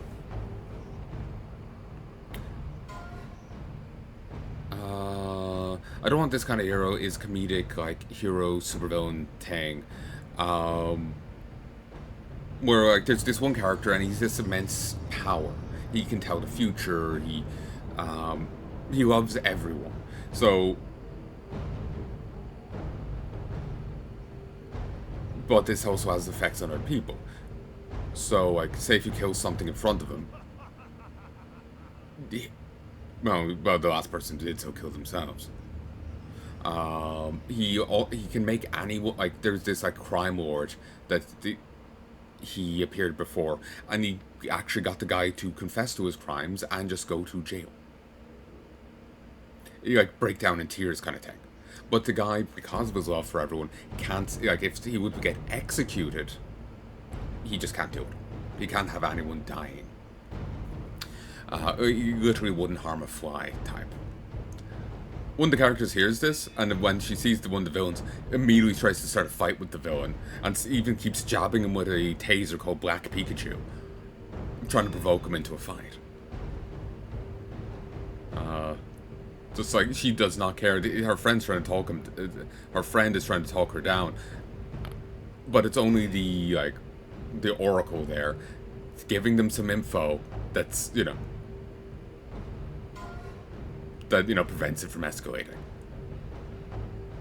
The other guy's like, I didn't think you'd pick sides like that. And it's like, the guy's like, no, I didn't. I was saving your life.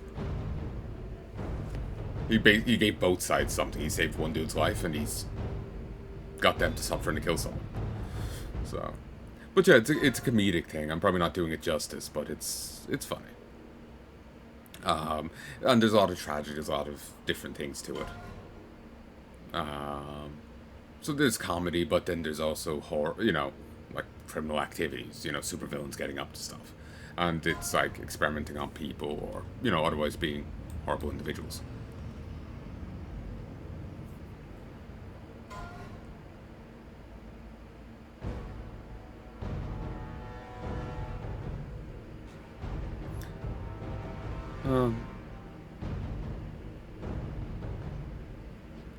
Okay, people actually need that still. Shit. But yeah, it's very comedic, but then there is also a lot more to it than just that. You know, there's villains getting up to stuff, you know, this and that. It's been too long since I read it, so I can't give it a great thing. Bastard, main guy's dad is a serial killer, and he's made him participate in the killing since he was a child, if I remember correctly. And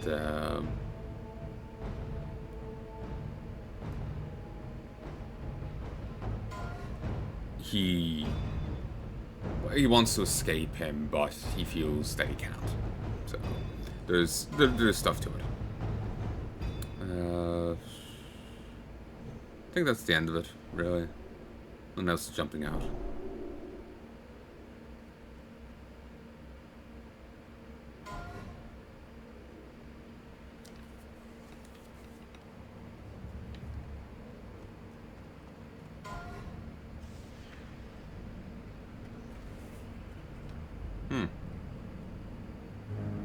Don't know what that was.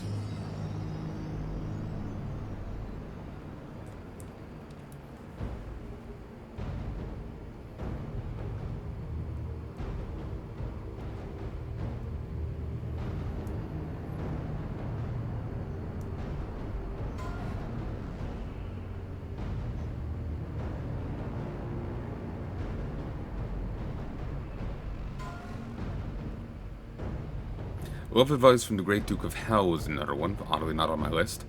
It's a comedic thing where a guy outright summons Great Duke of Hell to help him get with a girl. And, he, like, while he owes the demon his soul, he just kind of ends up annoying the demon so much he leaves. It's, well, there's more to it than just that, but it's funny.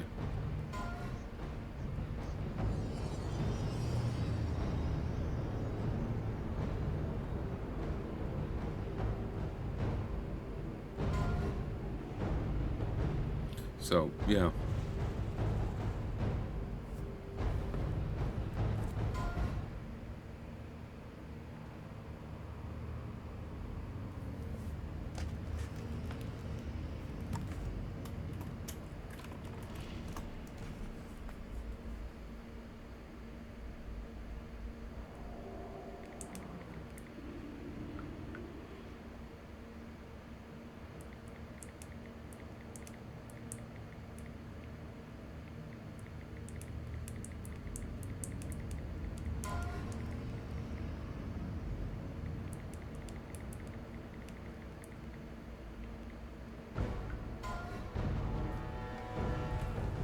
So,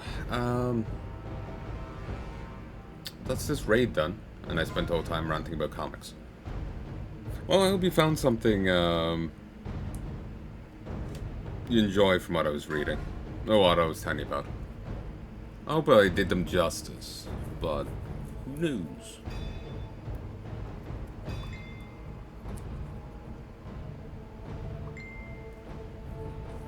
Hopefully I did them justice. I don't know if I did or not.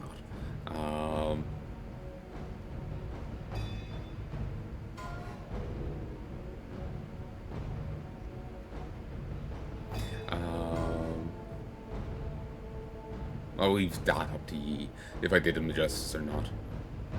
And I'm sorry for all the wind noise. There's my tower over there, and then there's the fan over there. I have to have the tower on this volume, otherwise there's this annoying buzzing. It did stop earlier, but when I turned the PC off and on again, it started again. And then there's my fan over there, because it's hot. Irish hot. I keep seeing Americans be like, oh, that's not hot, that's normal here. Yeah, it's normal for you. For me, it's hot. Heat is kind of a subjective thing. Where, like, if you're from Alaska, an Irish day is probably hot to you. But, you know. Ugh, I'm not happy. I keep feeling like I messed up what I'm saying. Basically, heat is subjective. Your experience, like, someone from Alaska will feel this, you know, will feel differently about one temperature than someone from another place, like, say, Texas. They'll both have a different perspective of the same weather. And even then, within some people, you may be born in a hot place and just don't like the heat. You know, it's it's subjective based on where you're from. It's based off where you're from and just own role of biology, you know? So it's just something to keep in mind. I've seen a lot of people refuse to do so, taking only their perspective as the, like, objective standards. And it's just stupid. So...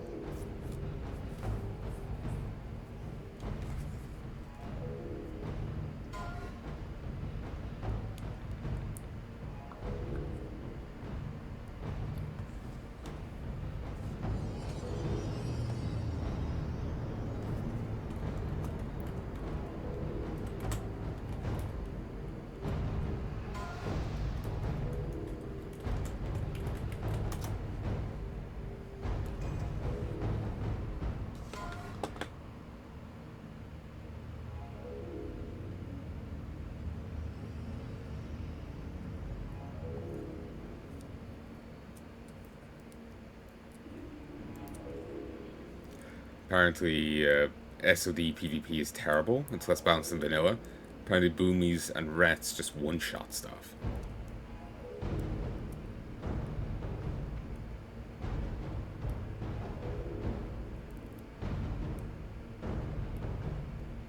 And I'm just like, woo, rets!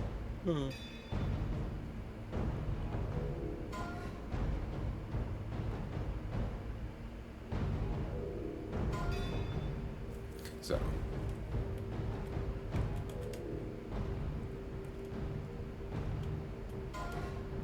But yeah, it's just, heat is subjective. You may be used to this temperature, but that's what you're used to. Someone else, you know, wouldn't be. Like, Ireland here is typically cold and miserable. Or, you know, like, we don't get much heat. Like, some... Like, you know.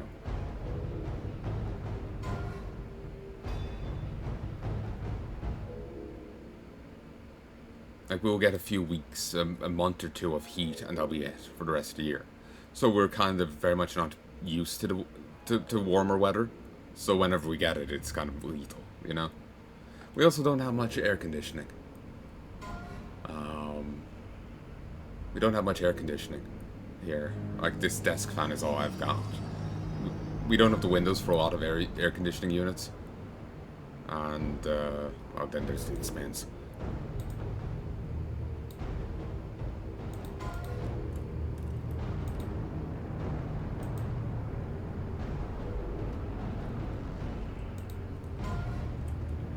So I did a little bit better this raid, though,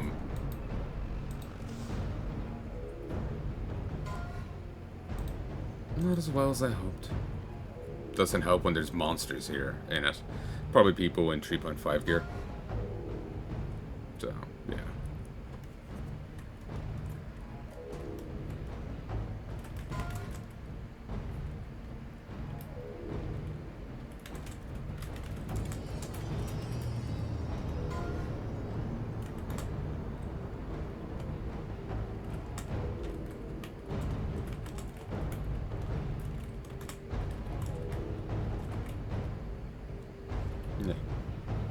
So, there.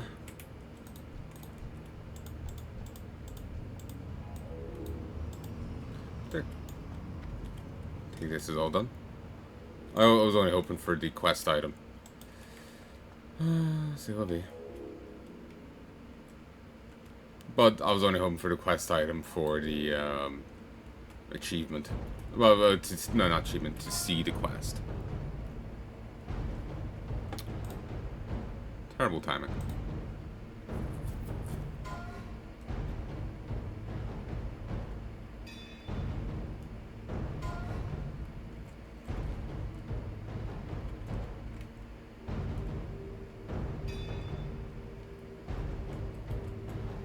There we go.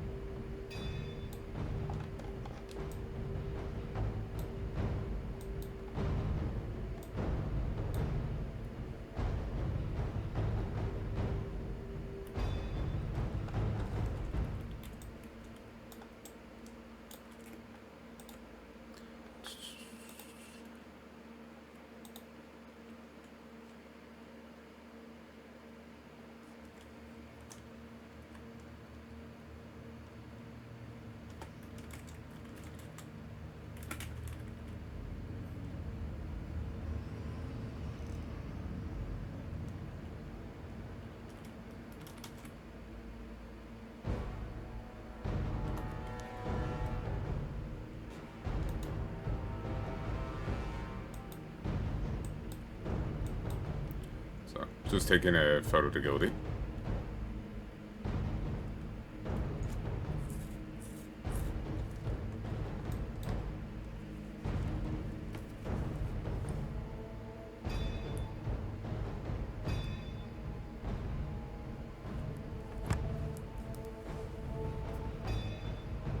So, I think I'll, oh.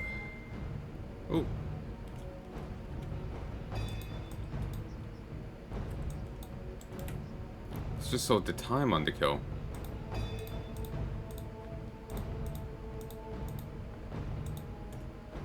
Fastest kill, heroic, 6 minutes 25. There's like first 2 minutes are mandatory, so you can't get below, you know, a certain level. 7 kills, heroic, 0 wipes. That's true.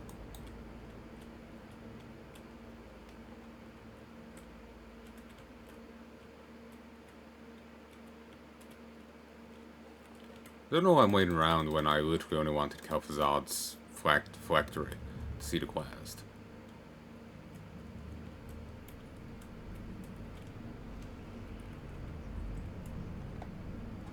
Okay.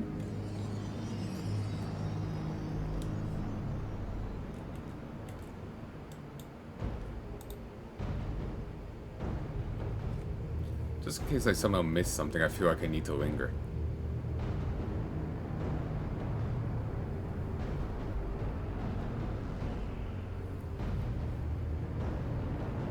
Oh, I'm just...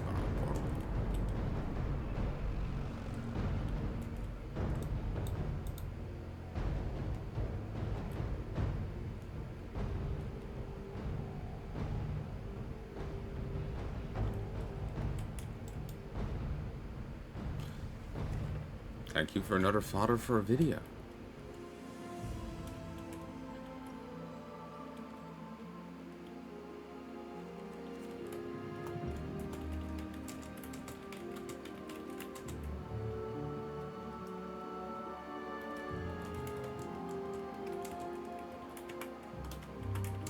Nah.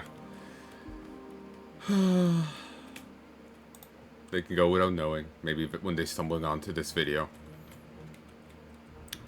I've told the previous guild that I did videos, and some members of the previous guild are in this guild, but I feel awkward about saying anything. So it's just like...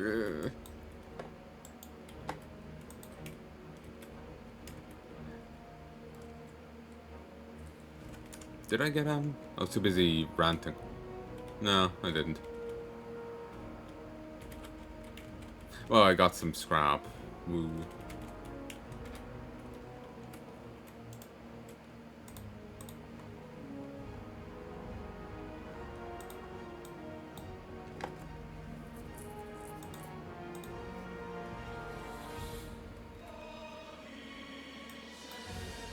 Jesus, the price has dropped.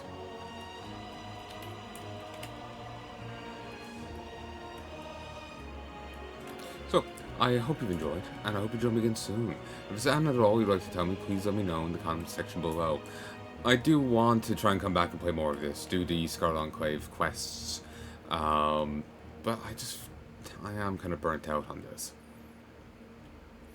I think getting to Naxx and doing those quests was my momentum.